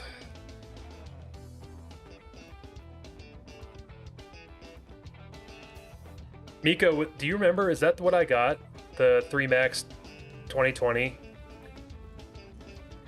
I don't know if you watched. I did the Berserk or the Eyes and Hearts run I did, but I believe that might have been what I got or was close to it.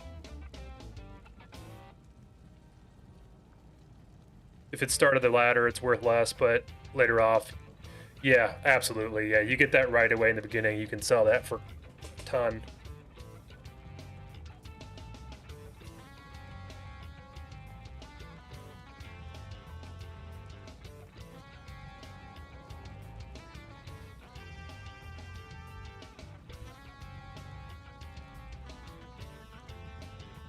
Yeah, no worries, no worries. So question for you guys, and just let me know if you'd be interested. So I wasn't planning on doing any Zonezerker stuff on stream. I think I told you that before. Just taking you through stuff because I don't want to spoil anything for the episodes. But hopefully this was helpful, just kind of chatting through and theory crafting. Like, it was very helpful for me personally. But would you guys be interested if I shifted gears a little bit and jumped on Diablo 1 and did an Iron Man run? You may have seen me attempt them before and fail pretty badly. But I have since practiced offline and I've gotten a lot more efficient and better at them, and they're very fun. So I'm just curious if you guys would be interested in that. I'll give it a rip right now and you can let me know. But if not, oh good. I've got some other ideas for D2 streams as well. Actually, let me ask you this. Would you prefer me to start a chests only run on stream? I'd only be doing it stream. Or do the Iron Man Diablo 1? Either one's cool with me. I'll do either.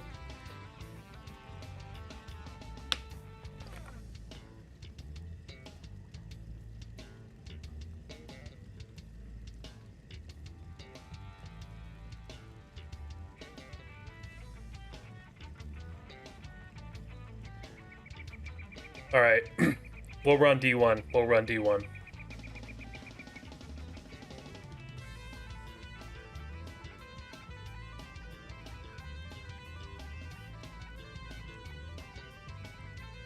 Nice. Okay. All right, guys. We're going D1. Give me a second here. Let me get this all fired up.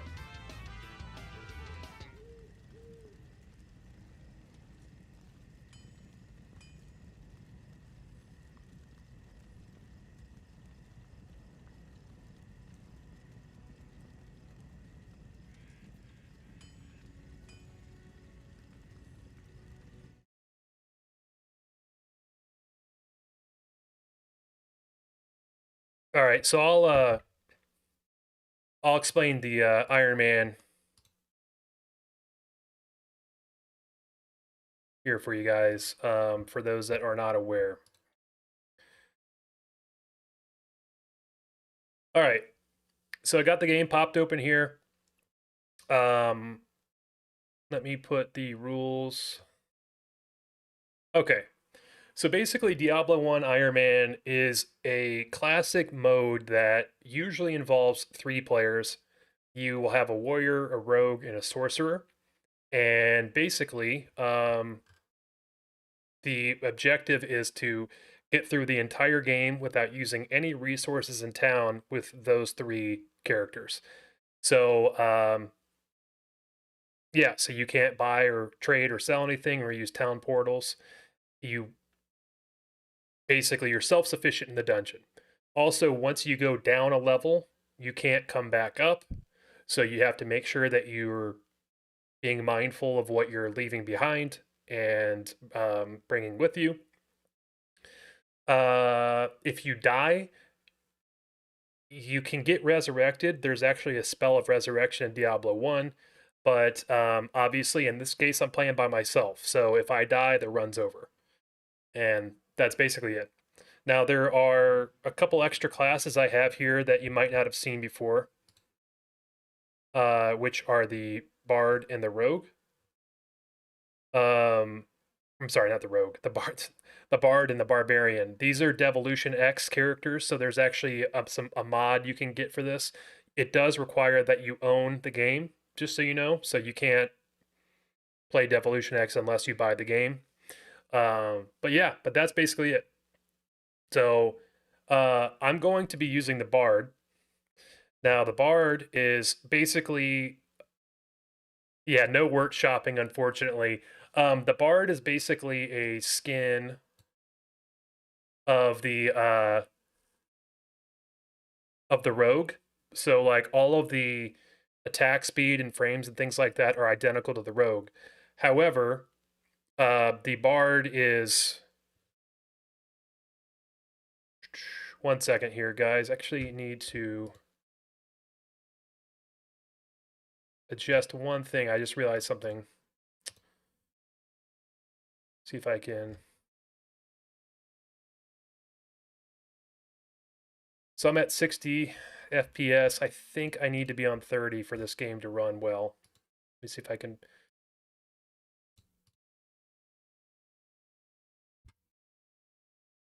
Otherwise, I'm going to start dropping frames. It'll look like crap. Give me a second here. Let me see if I can adjust that. I don't know if I'm able to do 60 here.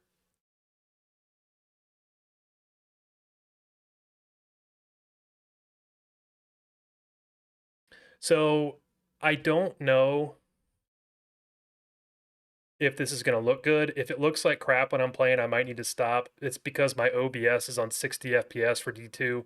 This has to be 30, but I can't change that unless I exit stream. So anyway, bear with me if it doesn't look good, guys. Just let me know. Okay. So anyway, yeah, we're gonna do a Bard, and the Bard is basically a skin of the Rogue, but has some different capabilities and different specs.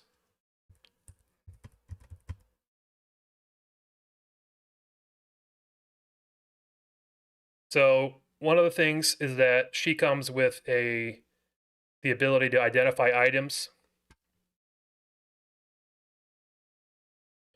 which is actually really, really good because you can't go back to town. So you can't use cane, you can't buy ID scrolls.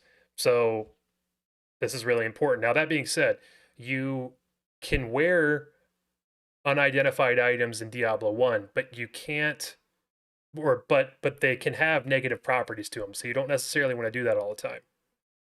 So this is actually very handy. The other thing is she dual wields swords or single hand items, so you can actually use two maces. As far as I understand, she only swings one of them. So basically, it's just a sum of the damage between the weapons in terms of sheet damage. Most of her points are going to want to go in Dex.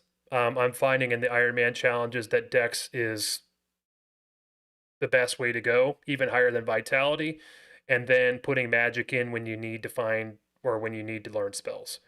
I'll also tell you guys right off the bat, it's basically a death sentence. If I do not find a bow before the butcher, I will die. And if I find firewall somehow, I will make it far. If neither of those things happen, we are screwed. We will die and we will have to reset. The other big thing, of course, is that you find a book of healing. You want to have the healing spells. The healing spells are incredibly important. I'm also just realizing I don't think the audio for the game's coming through, which is a shame because, you know, we definitely got to hear that sweet D1 music. There you go. There it is, guys. Okay. But yeah, getting the Book of Healing is really, really imperative as well. You're only going to have a limited amount of potions you can find, so you need to be able to use those spells. Leoric is also very difficult, and if you don't have Holy Bolt, you pretty much need to have Firewall, or you need to fight him head on, or you're gonna die. So we'll see how far I can make it. But yeah, if you guys have any questions about it, let me know along the way. Also, Jason, yeah, no workshopping. It is very sad. Also, is Kane a bard? Well, I don't know if he's actually a bard because he doesn't sing, but he can identify stuff, so maybe so. Um, by the way, I'm on Devolution X, so there are some additional things that I have set up in the game that make it a little bit more different. One is that monsters have health regen, which makes it way harder. If the monsters didn't have health regen, this Iron Man run wouldn't be nearly as hard. And there's like auto gold pickup and all kinds of other little various things. So, anyways, let's get to it here. Oh, also with the Devolution X, you have access to every single quest. So on level 2, you will see that I have the Butcher and I have Poison Water Supply. So we got the Butcher right there.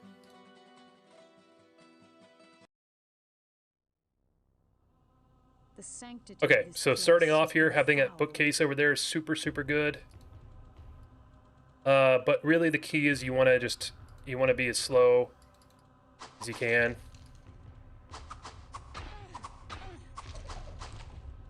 Scroll of Identify is not helpful for Oak.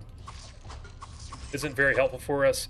So anytime I find a piece of armor, I'm not going to put it on directly because it's pretty valuable to have this once you get in harder fights, actually. So I'm just going to hang tight and not use it for now. Once we finish up with level 1, we should be like level 3.5, maybe 4. Level 4 would be great. The levels actually make a really big difference for your survivability because you're going to pump it into dexterity and you're going to get that extra armor class.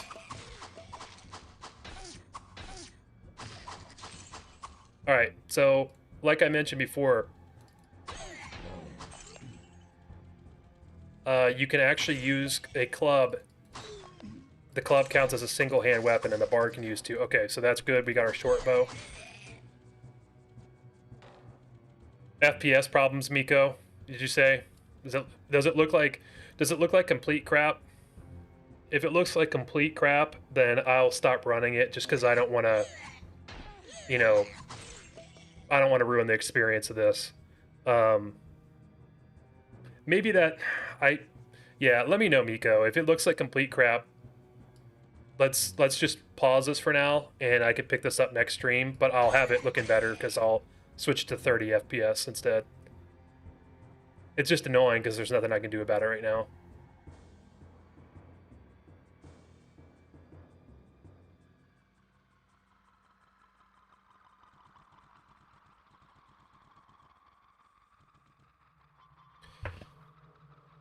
It's a bit rough from Jason. Okay, in that case, guys, I'm gonna pause this and I'm doing another stream tomorrow starting at 7. So like the same time frame, 7 to 10 tomorrow. So we'll pick up and we'll start off and we'll do this right away. But I'll have the FPS adjusted so that it doesn't look like complete crap. Because I just would feel bad.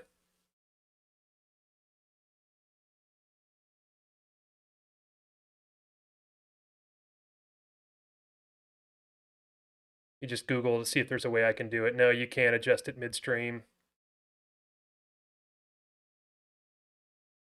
Yeah, that's okay. So we'll pick that one up tomorrow. So I'll be doing the Iron Man run. We'll start that tomorrow again. We'll start at 7 p.m. tomorrow. I will say though, I did say that I would stream until 10 tonight. So what we'll do then is we'll switch back to D2 for a bit here.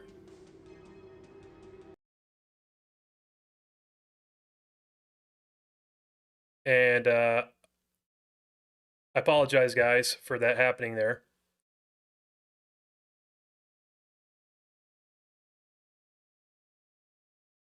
No, I appreciate you hanging out, Jason. It's great to Great to see you, man, and great hanging with you.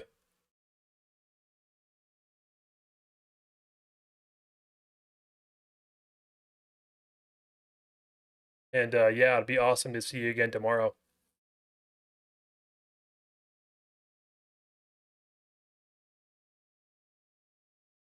Give me just a second here, guys.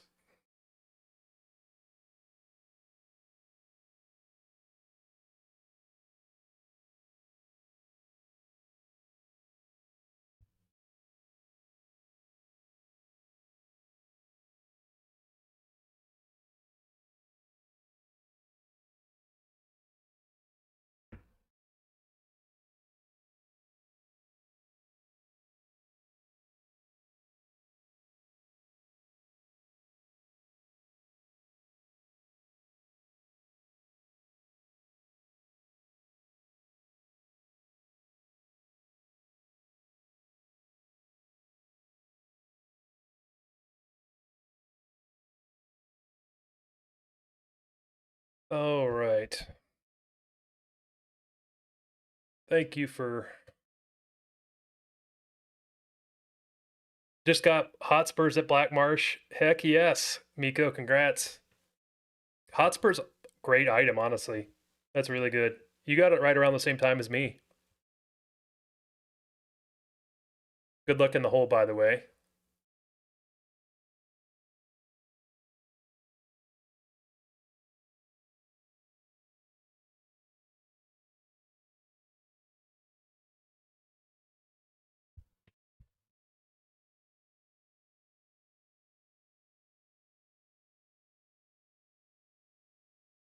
All right, so what we're going to do for the rest of the stream, guys, is we're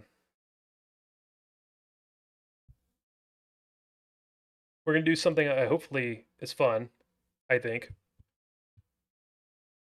So we're going to do a different run. We're going to do a pirate druid, which means that we are going to do chests only.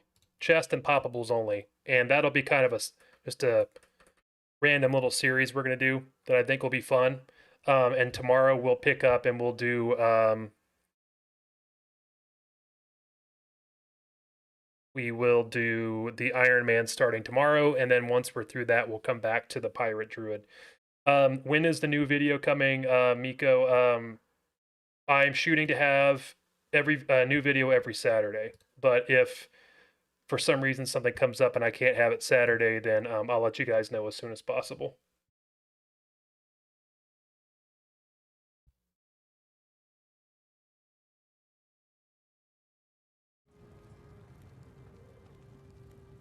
Okay. So let's get to this here. So let's try...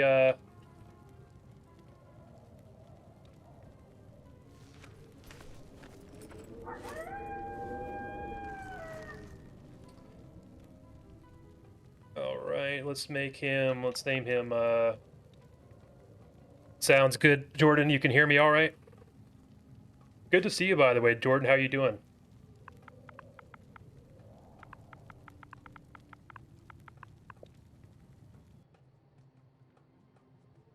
Good day.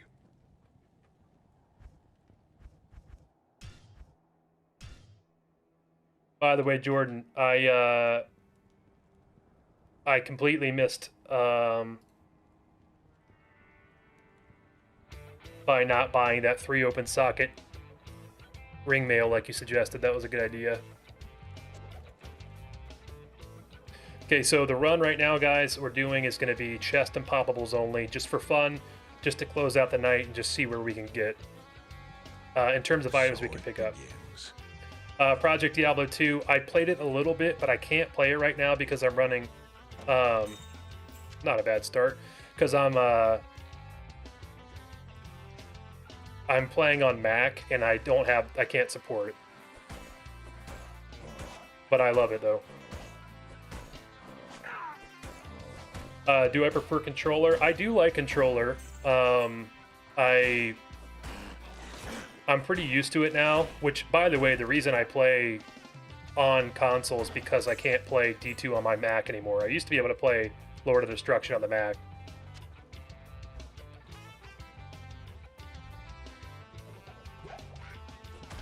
But I'm used to the controller. There are some perks to it. Like, for example, you can do loot to cube. Loot to cube is really, really nice.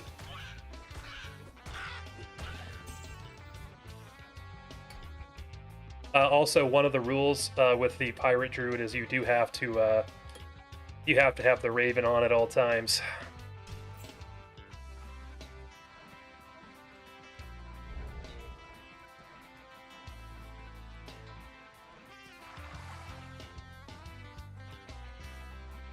I'm doing my challenge run in PD2. Oh, are you? You're doing the Zonezerker in PD2? Well, with your assassin.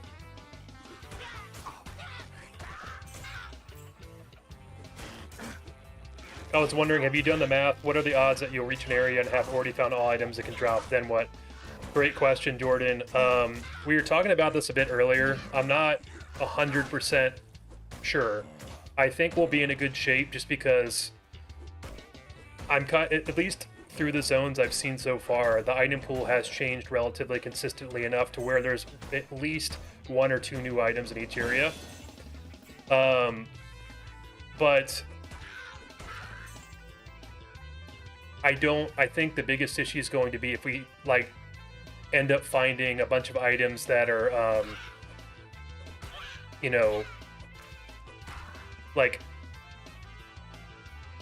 we find a bunch of high-level items in low-level areas that we can find again later on, if that makes sense. So if we have low-level items, we have to find those first. Like, that's what we need to make sure it works. I noticed in your Zonezerker video that your chip gems weren't in the material stash tab. Does it not work on console?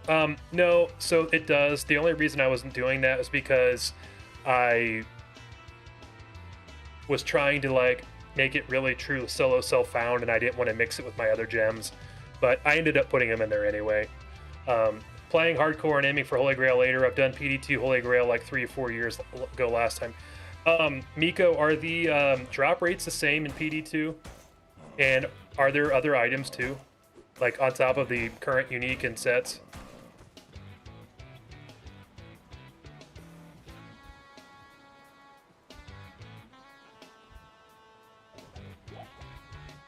Let's do this.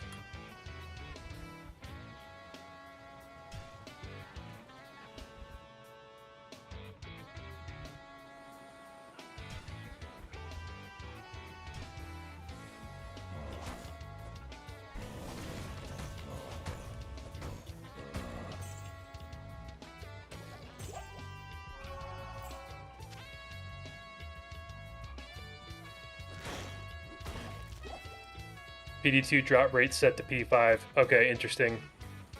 So you get stuff just a lot more commonly, but is it the same drop pool? Drop rates are the same in PD2. There's just slight change that P1 drop rates are P5 no drop. Okay, I gotcha. P8 won't get it any higher as an example. I see.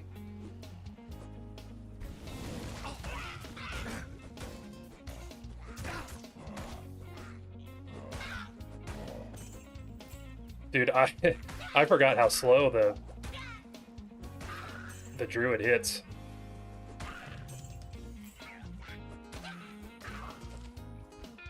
There are a couple new items, nothing that changes the run itself drastically. Gotcha. Are there are there new crafting recipes though in PD2? Like a bunch more?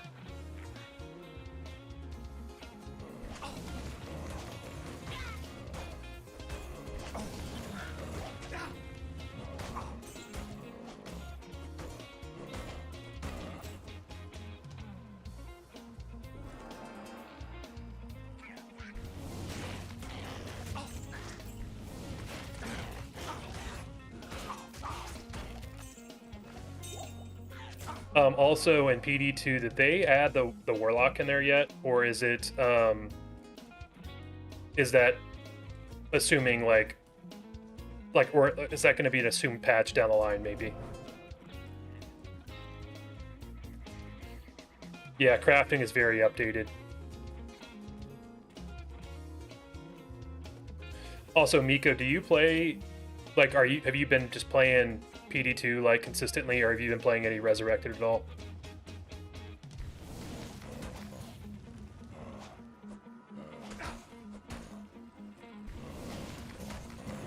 Gotcha. No new classes.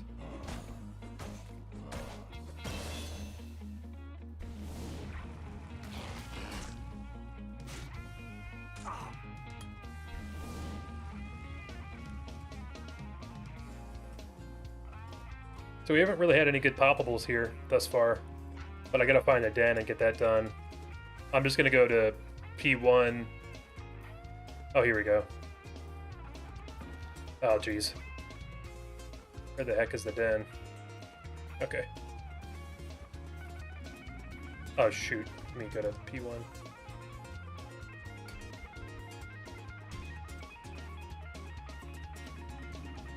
All right. Just keep going here. This is where evil hides. Mainly PD2 since I came out 60 gear. I played a little Resurrected, but mostly just done LOD and 113C patch. I feel you. What's included in the 113C patch? I'm curious.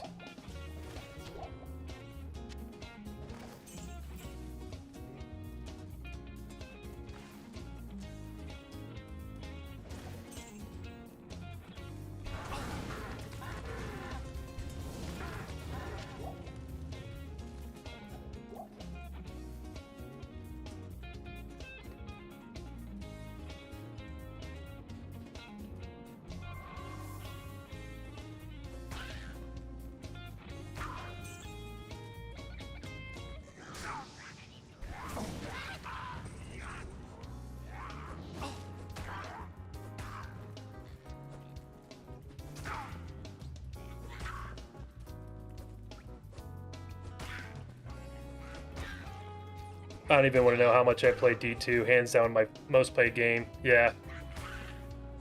Yeah, D2 and old school RuneScape are my top two for sure.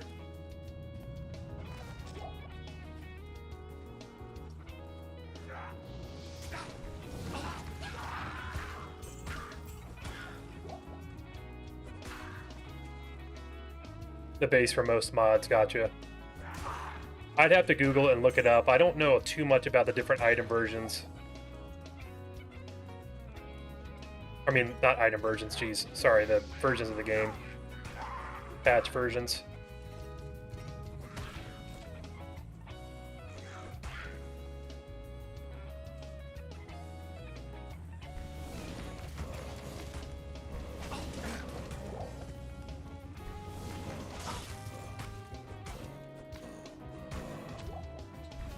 Double cap drop from Corpse Fire, look at that.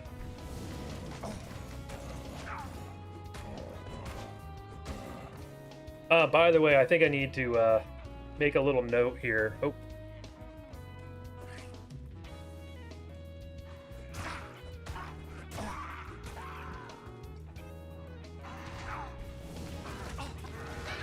Okay. So I need to make a note because for anybody that's joining has no idea what I'm even doing. It looks like I'm just playing a basic druid, but that is not the case. Give me a second here. Let me put a little note.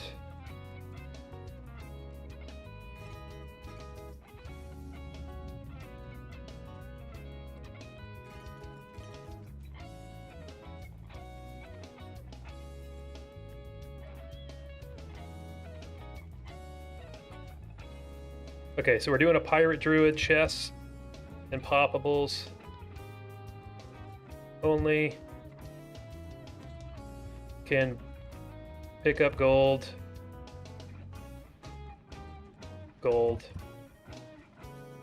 Can buy potions in town and gamble. And then must point in Raven. Okay.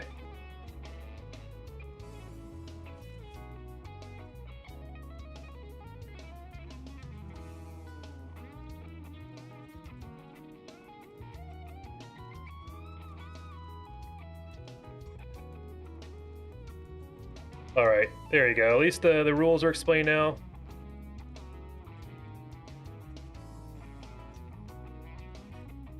I also didn't realize my camera had fallen down. My bad, guys. Oops.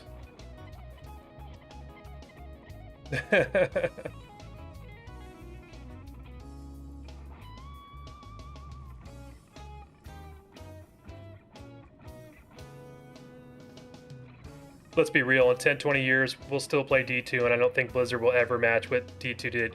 Yeah, I mean, exactly, Watch. Like, D2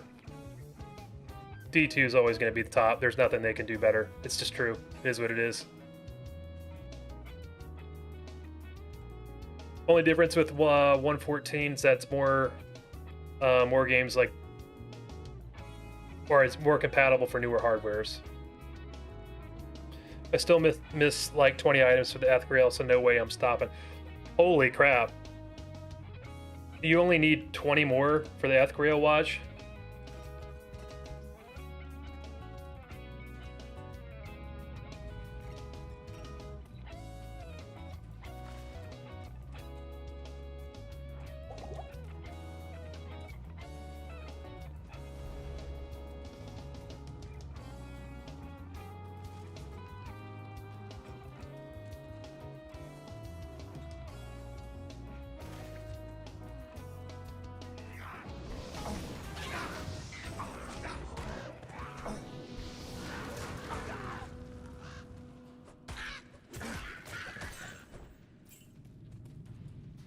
Oh my gosh. Okay, almost done with the den.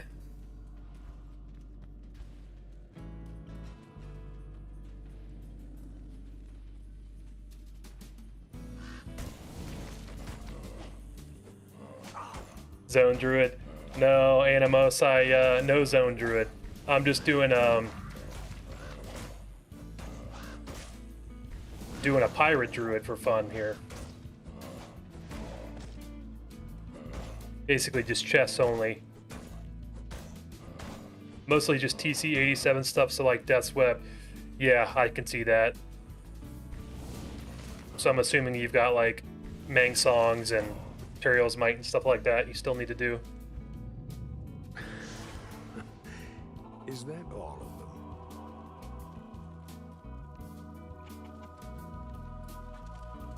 You have come.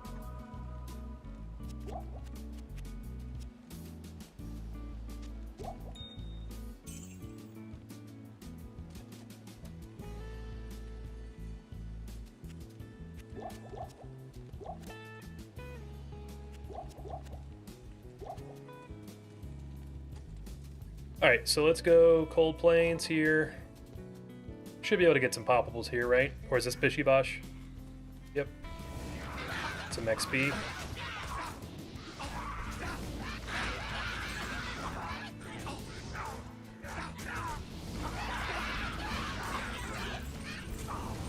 Oh, I forgot he was firing me. Whoops.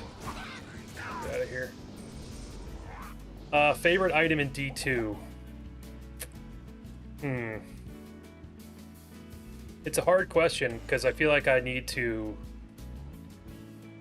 almost like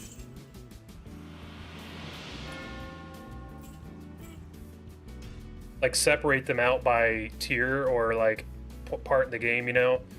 So like I'd probably say like Bone Snap is like one of my favorite items actually. I just think it's super fun to use like for a barbarian.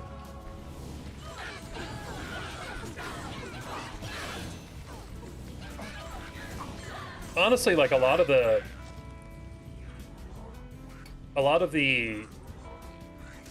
like melee types of weapons are like my favorites. How about you, Miko?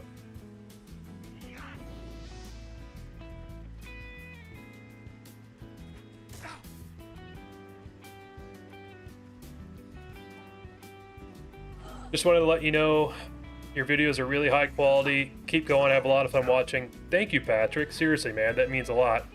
Appreciate you joining the stream and hanging out for a bit, too.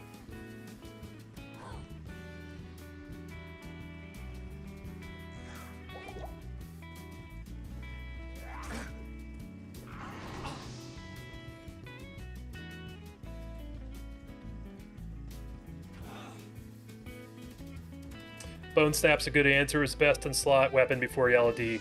Yeah, Bone Snap is awesome. I think like I said, like any like melee weapon, it's cool. Like Reaper's Toll is super cool. Bone Snap obviously is awesome. Interesting. These.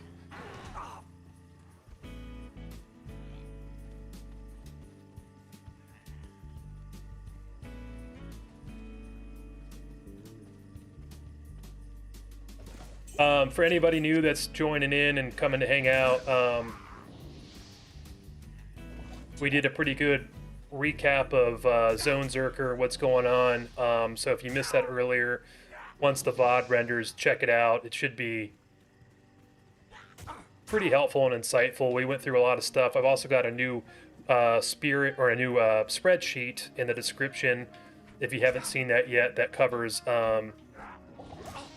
you know, all of how the calculations work and things like that, and also showcases the current progress of the Zonezerker account.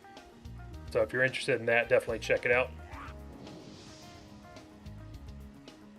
Azurath or Cranium Basher. Okay, so those are also very good picks. Because, like, I love, like, Head Striker as well. Ribcracker is beast, too. I love Ribcracker. Honestly, like, any item with a cool name, it really gets me pumped up. Something like Ribcracker.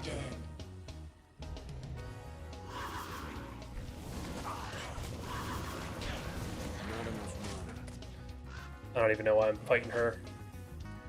Actually, I guess I should probably get...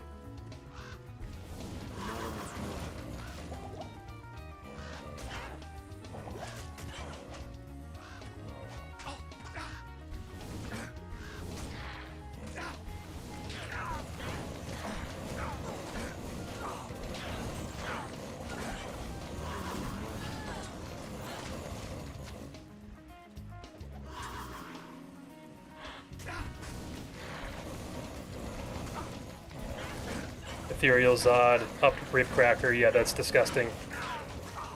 I've never used that, though. We'll kill Blood Raven later. This is too much. He's too strong on the P8.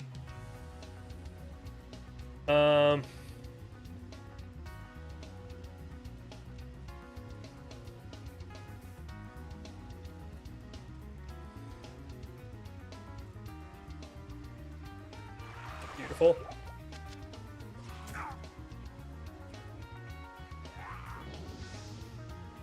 So I actually do want to clear the cave here, but I don't need to kill anything. I just need to get to level 2 because there's that super chest there.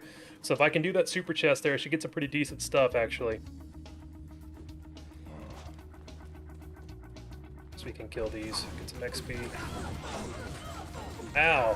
Holy crap.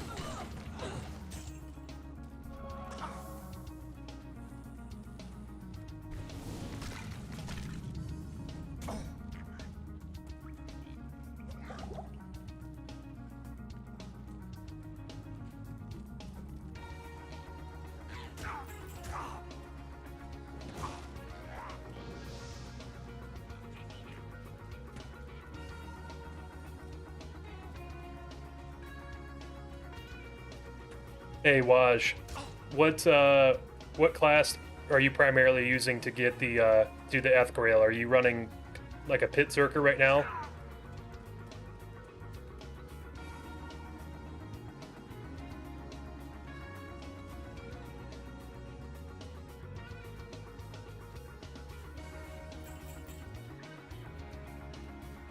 Hey dude, love the challenge you set up for yourself. Very stoked to see how it plays out. Thank you so much, Death. Mr. Death Bob. I really appreciate that, and thanks for joining the stream and hanging out for a minute, man. We actually did a pretty big recap of Zonezerker earlier today, so if you missed that, definitely check it out once the stream's finished up. But yeah, lots of good stuff coming up in the next couple episodes, hopefully. Not enough mana. Pit Zerker with Magic Find Souls. Event mostly. Yeah, that makes sense.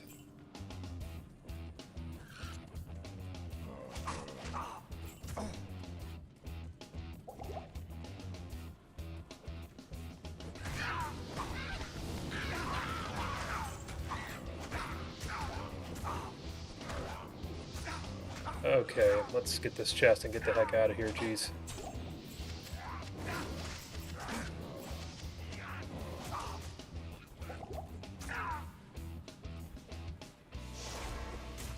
Oof.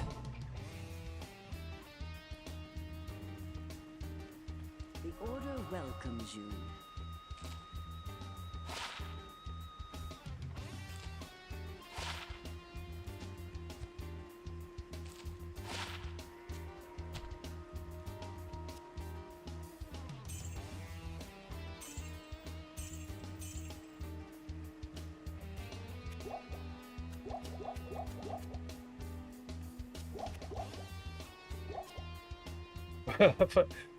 $4,200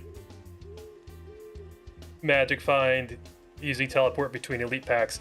Yeah, that's insane. That's absolutely insane.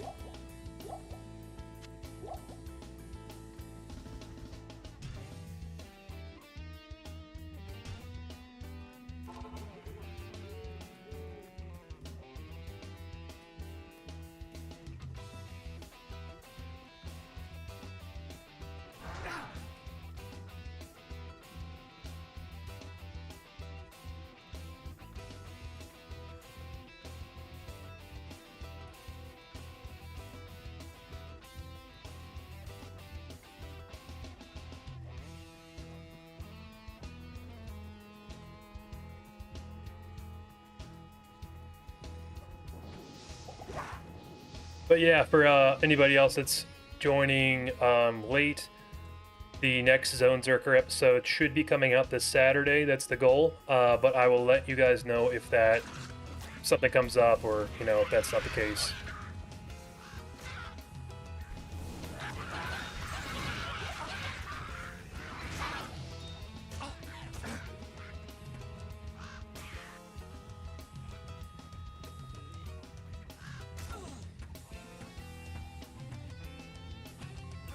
Yeah, TZ Andy is just ridiculous. I'm glad they nerfed it, though. I think it was like something like Mr. Llama did a Holy Grail in, was it like, I could be wrong, but I mean, wasn't it like 50 or 60 hours for doing just TZ and Dario only? I don't know if you guys saw that.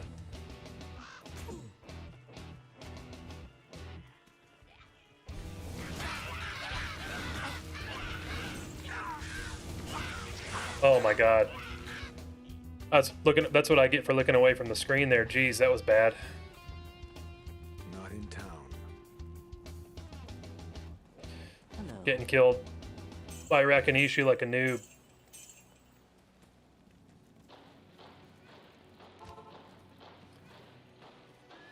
I remember that like a year ago or two. Yeah, I think, yeah, he did it like, it was like something like a year ago he did it. But I'm glad they updated that. It was way too strong. It just, I think the thing about it is, I don't think it's necessarily bad for there to be a best farming spot, but there needs to be like some kind of trade-off if that's going to be the case, right? Like it can't just be like absurdly better than everything by far, right?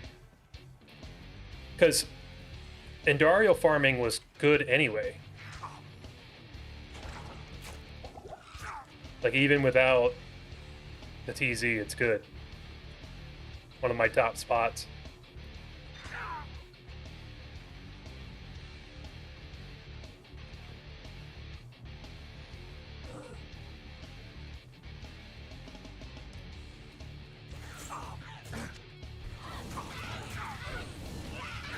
Hell March from Red Alert. Yeah, dude. I'm telling you, man, this band's awesome. It's the one-ups is what they're called. They do like all kinds of versions, different gaming stuff. Like the sax tune I have in my videos all the time. Basically all the music in my videos are one-ups. But the sax tune, the cool Tristram tune that I have.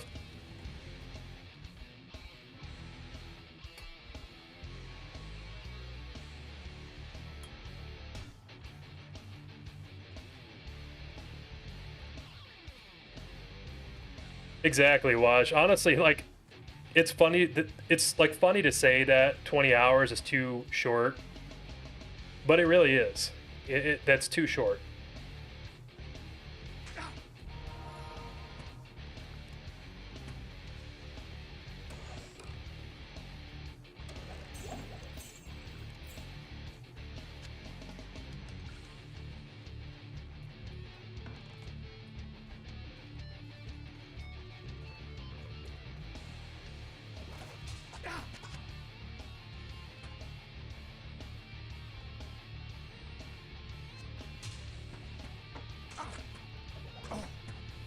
Actually, maybe the club is a little better.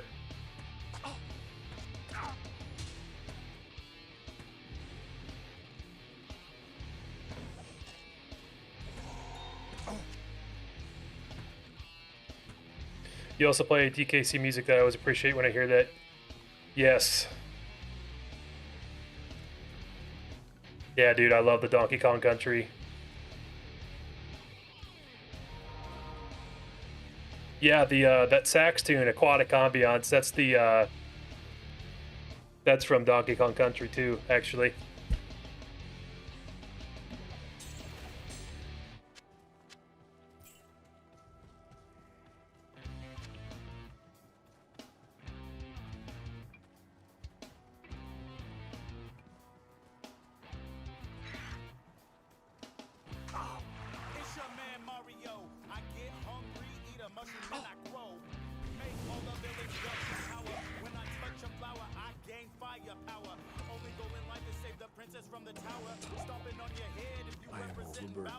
Ooh.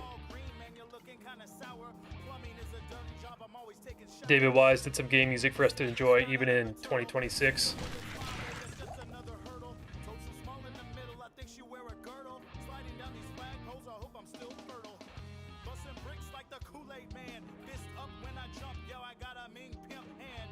Dude, David Wise is one of the GOATs.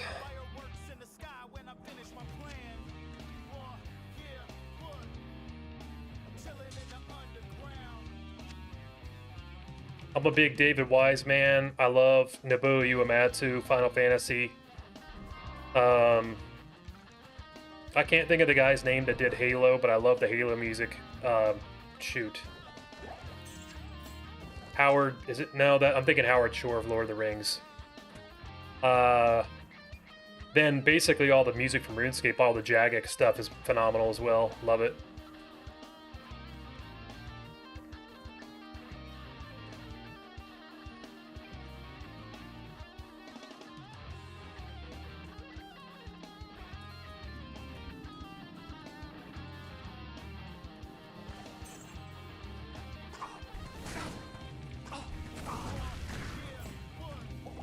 Ooh.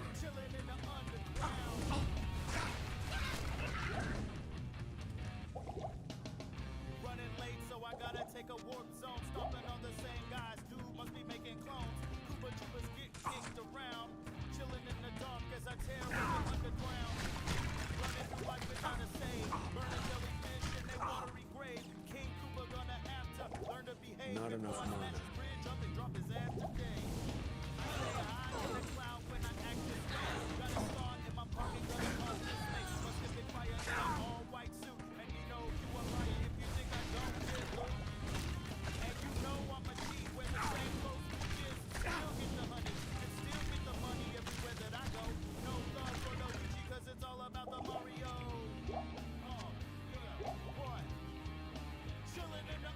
OSRS has their own sound, unique and different. I love that there's that one guy that makes like real songs with OSRS sound style. Yeah, exactly.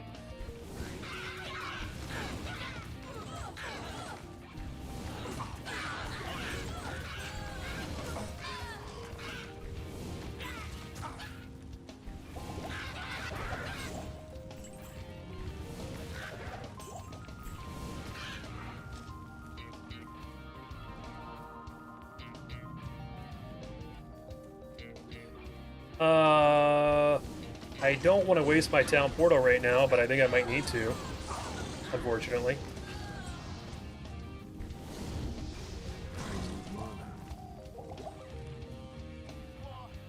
Just have two.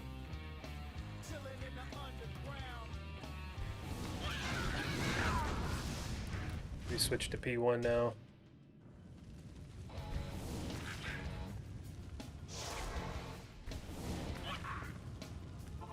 All right.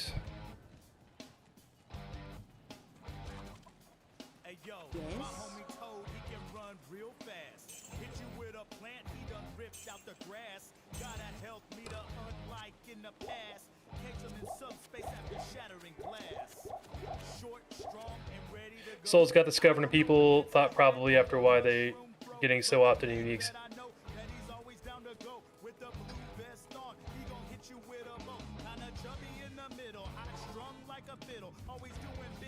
All right, let's get through this. Rockin' white hammer pants.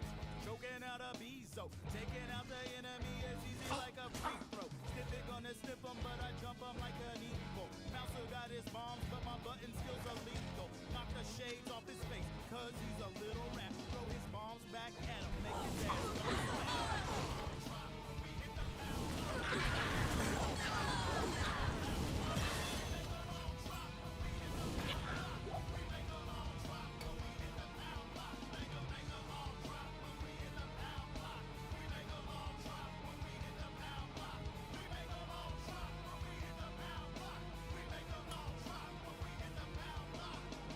Now I gotta give it up for the princess, looking real good in that long pink dress. Crown on her head, earrings blinging, snatching up some ninjas, leave they ass stinking. Load a little when she jump, man, she's real fun. All right. On a magic carpet, don't want sand in her heels.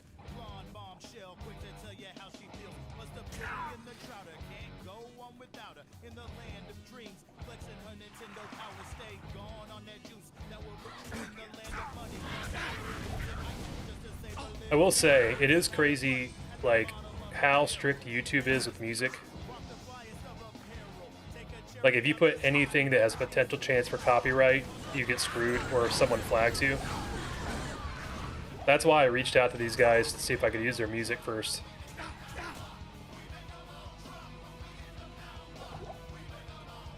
I need money.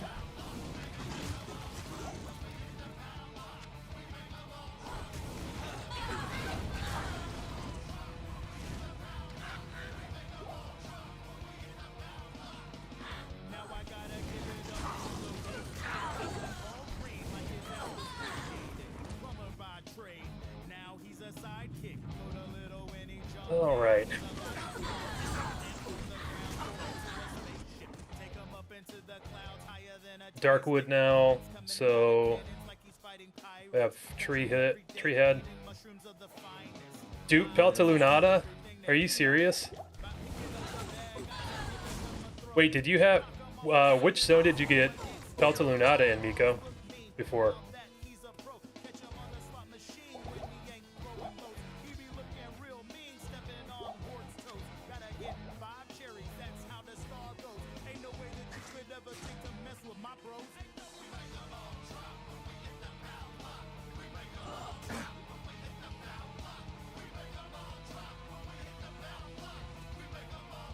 Yeah, the increased speed.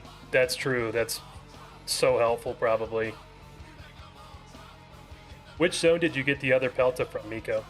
I'm curious.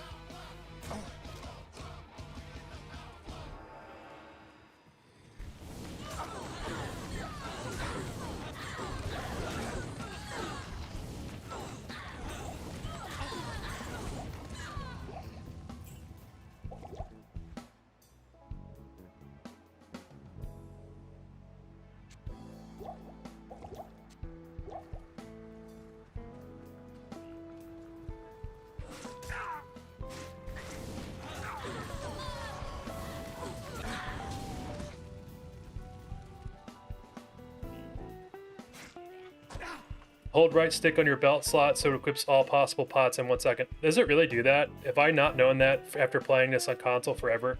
That's awesome. I'll try that in a second shuffling. Thanks for letting me know, seriously. Learn something all the time, man. Got from Cold Plains, Fishy Bashra or Blood Raven, I can't remember, but got it really early. That's a good one to get. It's pretty rare.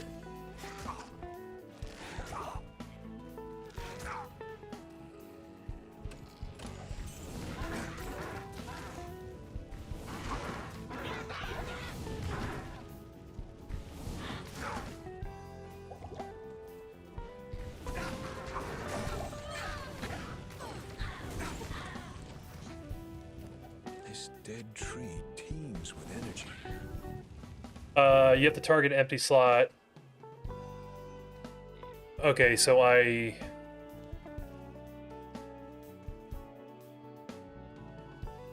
Oh, I see it on there now. So when I hit start, I just... Like, basically, I just hold. But assuming though, so I just did it there, and I got the town portal scroll in there.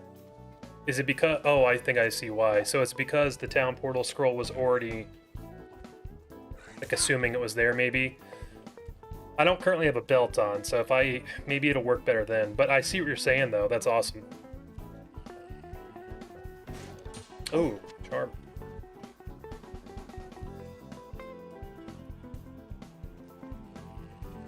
But yeah, Miko, that's one of those items we were talking about before where it's really crucial you get that early, because that's gonna, like, free you up to not have to, you know, rely on getting other crazy items later on, you know what I mean?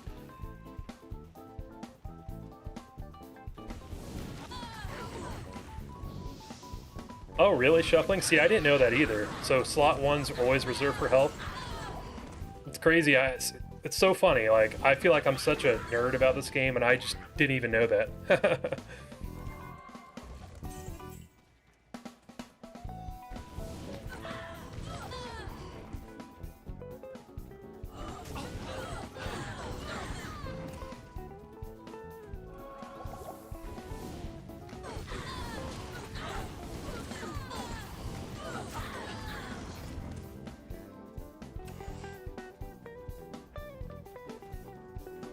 Torch of Iroh, Linimo, Graveform.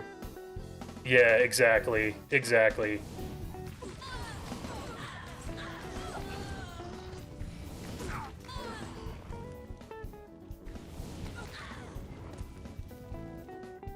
Yeah, Torch of Iroh is one that, like, I've never seen it ever, except for random drops early.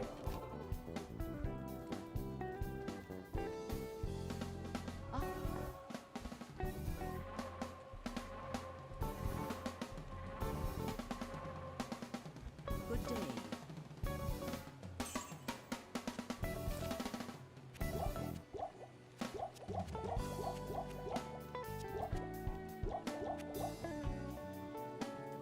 Okay, so I'm gonna keep this bow because I'll do Blood Raven later. I accidentally have her as P8 right now, but we'll do that because I'll put this on my Mercenary. Okay. Oh, we're not Darkwood. Let's go Stony Field. Let's go save Kane.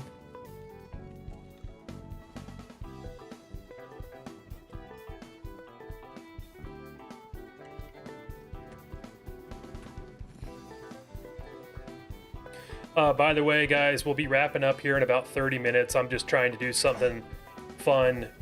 We'll continue to do the pirate on stream every once in a while just to try to beat the game with it. But I'll be live again tomorrow at the same time, 7 p.m. Eastern, and we will be doing a Diablo 1 Iron Man run.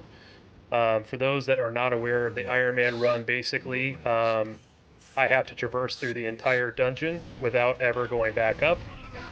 Once you go down a floor, you can't go back, so whatever items you pick up have to make sure they're the ones you really want.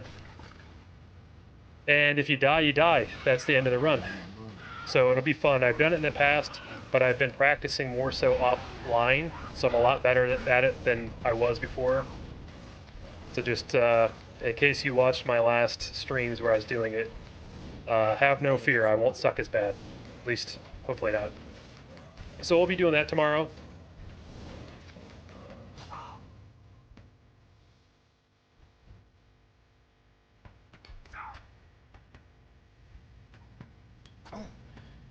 Good that I have night shifts. Are you, Waj, are you, if you don't mind me asking, are you in the EU, or where are you at in the world?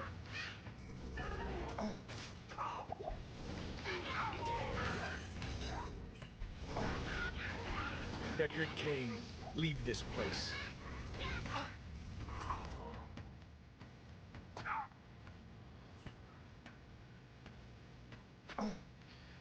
Good job with the YouTube videos, man. I like the challenge runs. Keep up the good work. Thank you so much, Michael. That means a lot, dude. Seriously. And also, I really appreciate you coming to hang out in the stream for a little bit as well.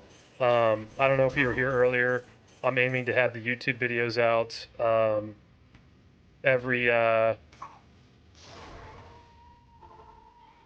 every Saturday, so I should have the next episode out this Saturday. But if not, I'll let you guys know for sure. You have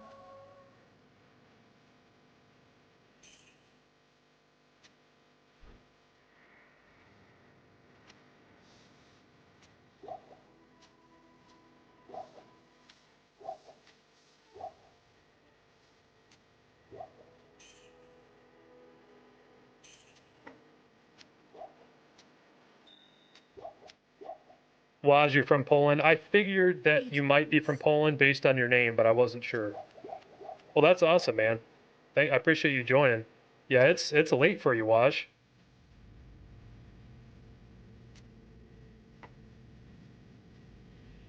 Good evening.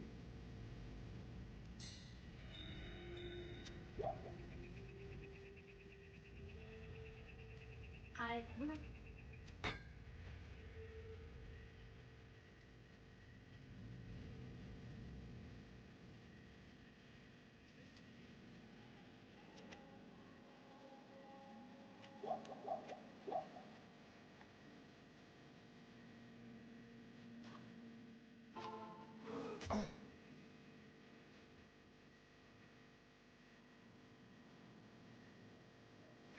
From Finland.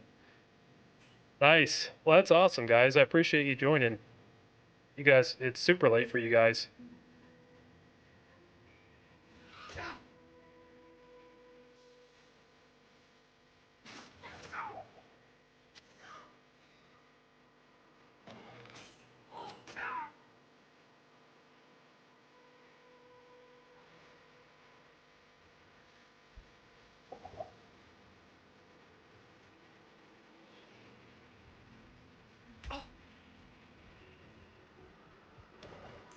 Ooh.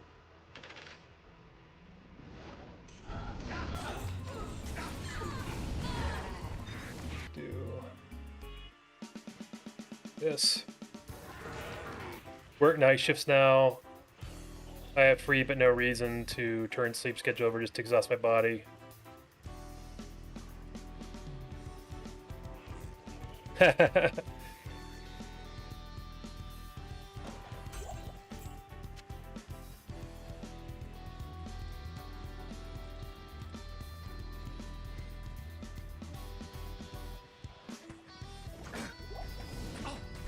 Sundown, I promise this is live, my man. I'm sorry if I haven't been talking, but I appreciate you joining, man. How's your day going?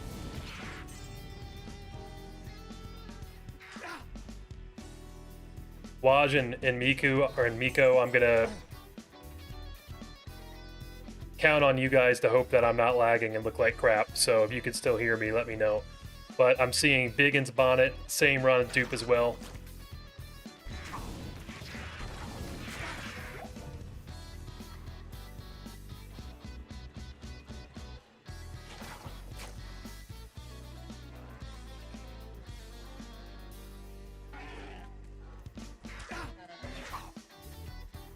Dang, Rob, thanks so much, my man. I appreciate that, seriously. That's so kind of you.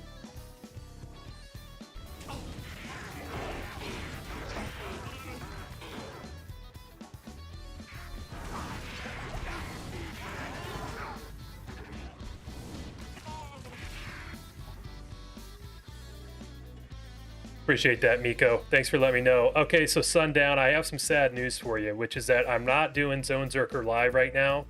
I am reserving that for the episodes. We did, however, do a pretty good chat earlier where we were talking about like all the different zones, all the areas, our plans for Zonezerker, you know, just general stuff like that. I've also got a new like a calculator I built that's in the description, and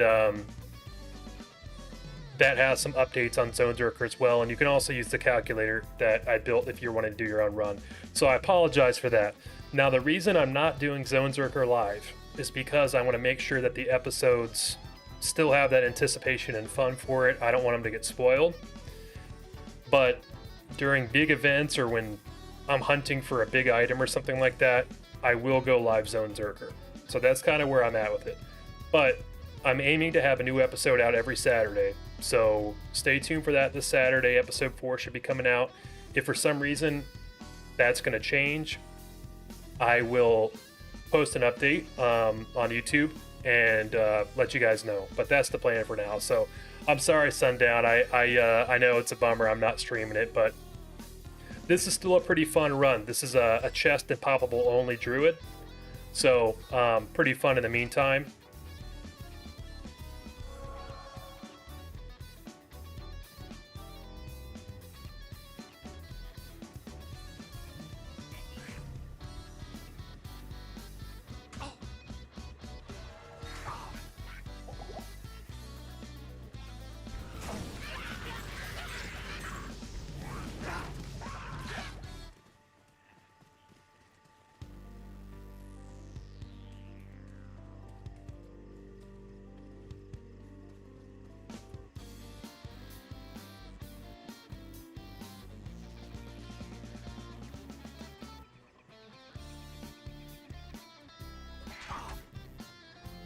By the way, Rob, thanks again, man. I appreciate that. Are you based in Canada, Rob?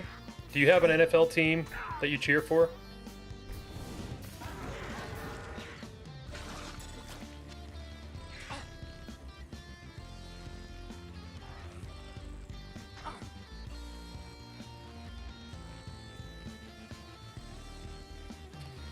Did I not get this waypoint? Where the heck is it at?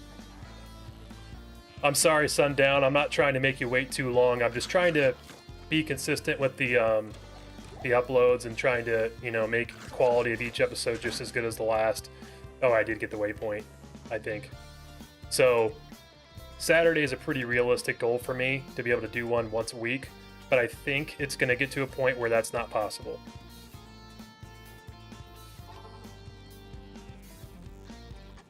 How do you pronounce Yitzia? Like Yitzi? Okay. Boris, first of all, how are you doing, man? I appreciate you joining the stream. I'll give you guys the background on my name. So, if you're not familiar, well, actually, one of my favorite bands is Dream Theater. And they have a song called Yitza or Yitzi Jam. I'm not 100% confident on how it's pronounced, which is silly because it's my name. I think it's up for interpretation. But I always say Yitza Jam. And that's one of their songs, which is based on their original name, which was Majesty. But there was a theater that sued, or they didn't sue Dream Theater, but they basically said, hey guys, you need to change your name.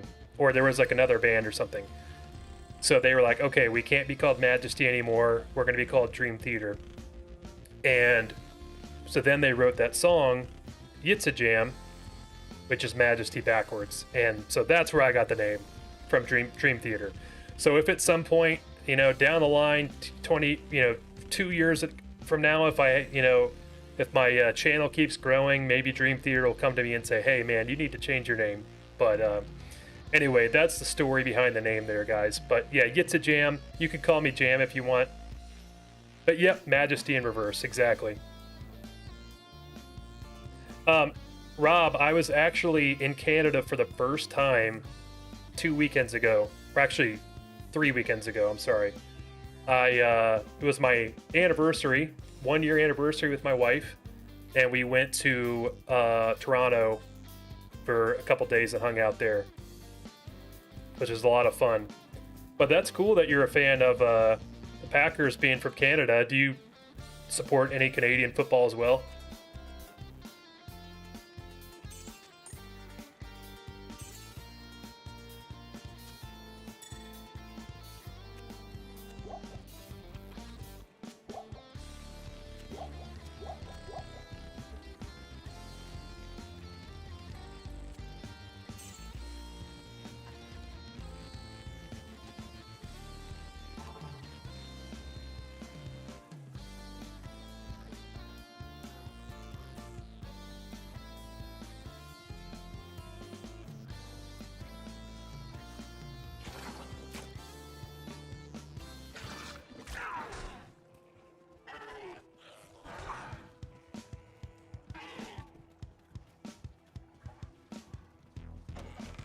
CFL's kind of a joke.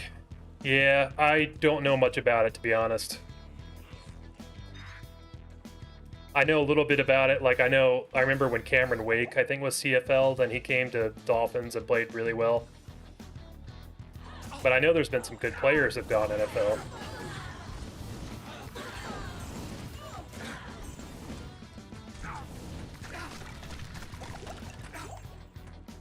Jeez, man, these guys are hitting me hard.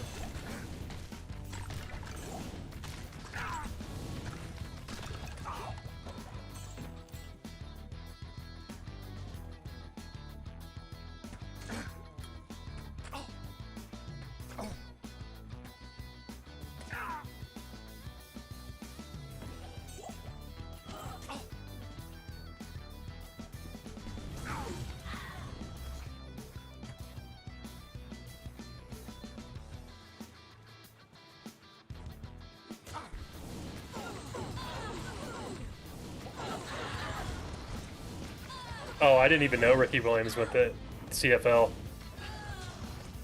So, Rob, so here's a something interesting. When Ricky Williams was getting drafted,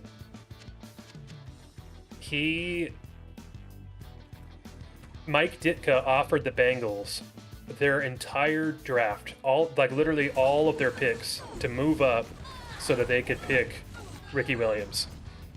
And the Bengals said no, and we ended up making a really stupid pick, which was Akili Smith, I believe, at the time. And yeah, they literally offered their entire draft. Like, literally, I'm not exaggerating, every single pick. And then they ended up actually getting that trade, landing that trade with the... Who was it? Was it the Saints that got him first or traded away for him? I can't think of it. I believe it was. But anyway, yeah, the Saints basically gave up their whole draft, I think, to get him. And the Bengals could have done that as well, and of course they didn't. So we were in misery for all of the late 90s and early 2000s. By the way,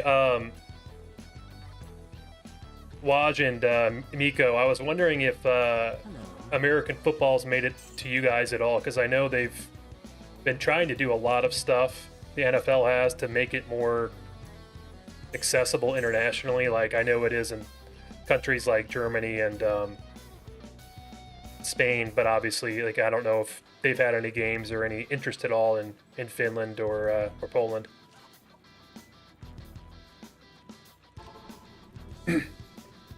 Yeah, Rob, I'm a draft nerd. I am, for sure.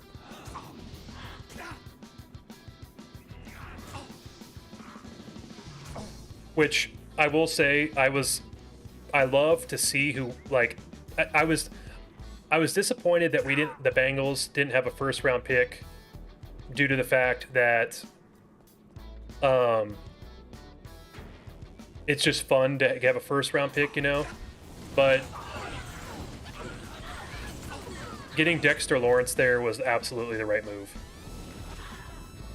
Hasn't reached us even slightly. Yeah, I didn't think it had, but you never know. I was just curious. By the way, Miko, I'm also a musician on the side, and I love the Dark Glass brand. The Dark Glass is out of Finland. Make great stuff.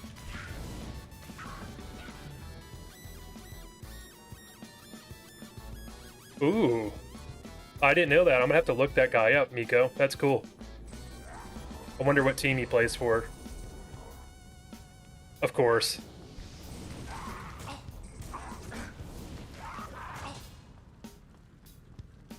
Hey, I love hockey too. I really do. It's so much fun to watch. I never played it or anything like that, but I love to watch it.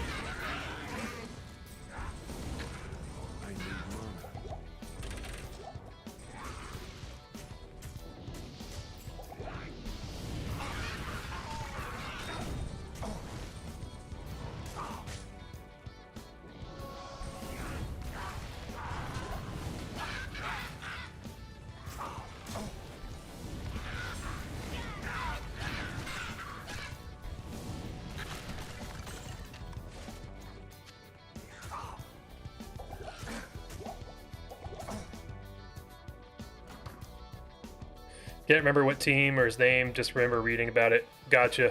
I'm gonna have to Google it. I'm curious. That's cool.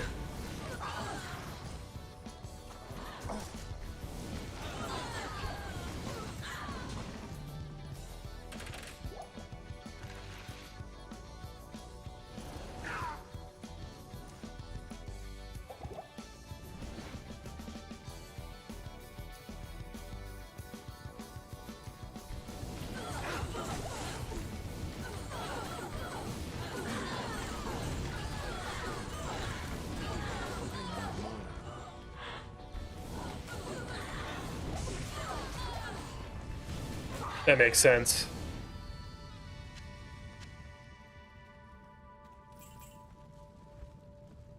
About the hockey. Is NHL drafts on Friday not quite same as NFL draft? Miko, do you guys watch the NHL in Finland? Or do you is there a Finnish league you watch?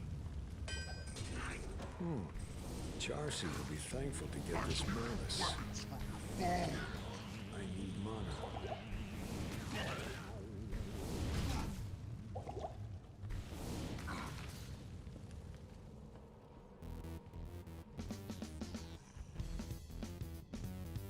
Gonna search him up now so I don't forget.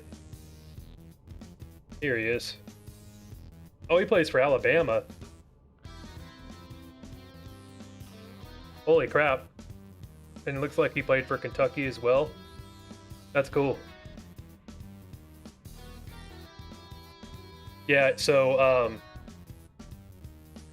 just so you know, Miko, Alabama is a really big school, like college in the US for football, American football. So that means he's really good. He's playing there.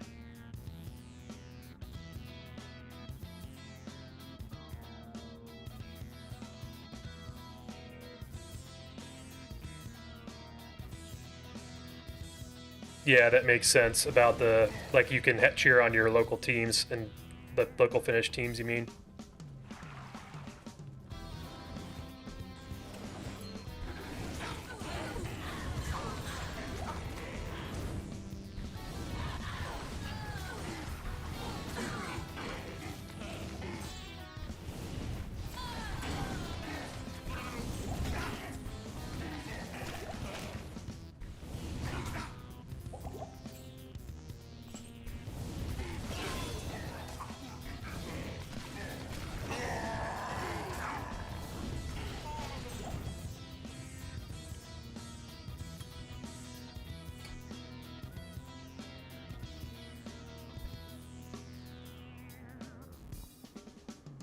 In Poland, it's like 80% football, and I guess one famous guy's made it almost national sport.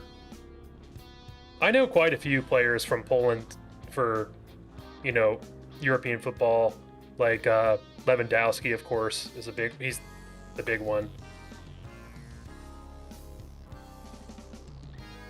Helsinki supports HIFK, excuse me, or Jerkerit. Sorry if I'm pronouncing these wrong.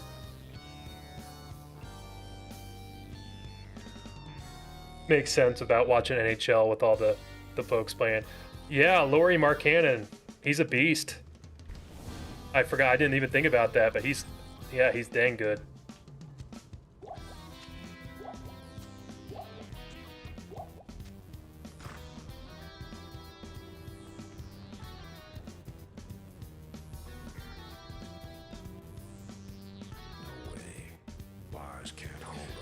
By the way, now that we're in the jail, I do have to hope that I can find bookcases so I can get a Tome of Down portal.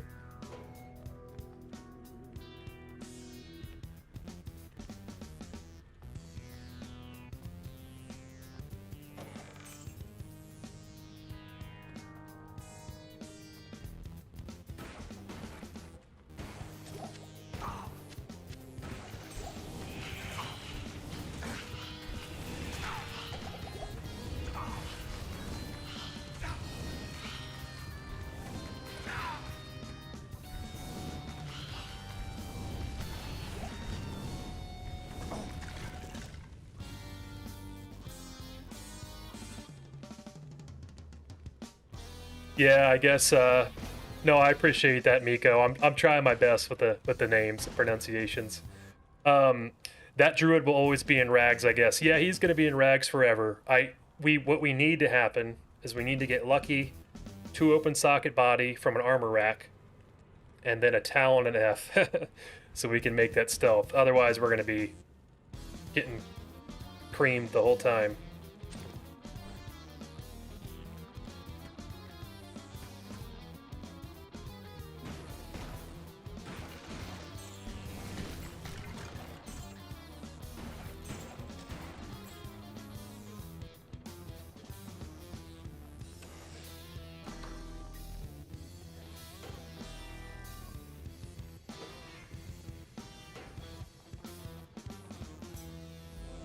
All right. Okay, so I got the waypoint here. I think that's where I'm gonna call it for the day here. It's almost 10 o'clock my time here. So yeah, no. All that said, like, I appreciate you guys coming and hanging out. It's been a really good stream today. I feel like this has been my first kind of real one, and I appreciate all the support for the Zonezerker stuff so far. Like I said, I'll be having a new episode coming out Saturday, and I'll be streaming again tomorrow from 7 to 10 Eastern again.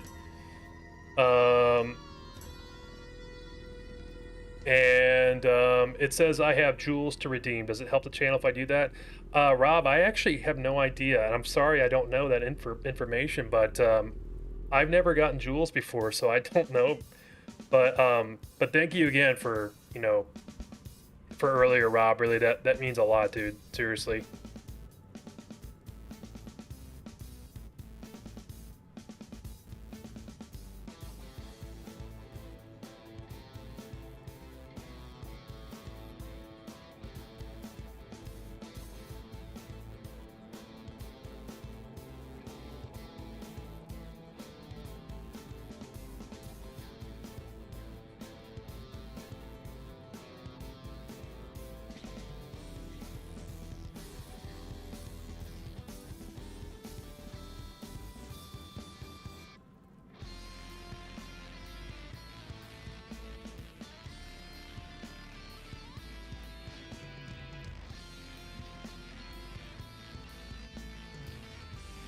Do I have a Discord server? Miko, I don't have one right now, but I feel like I definitely need to get one up and running. So I'll probably try to work on that this week, and then I will post. Maybe I'll try to have that ready for tomorrow, and I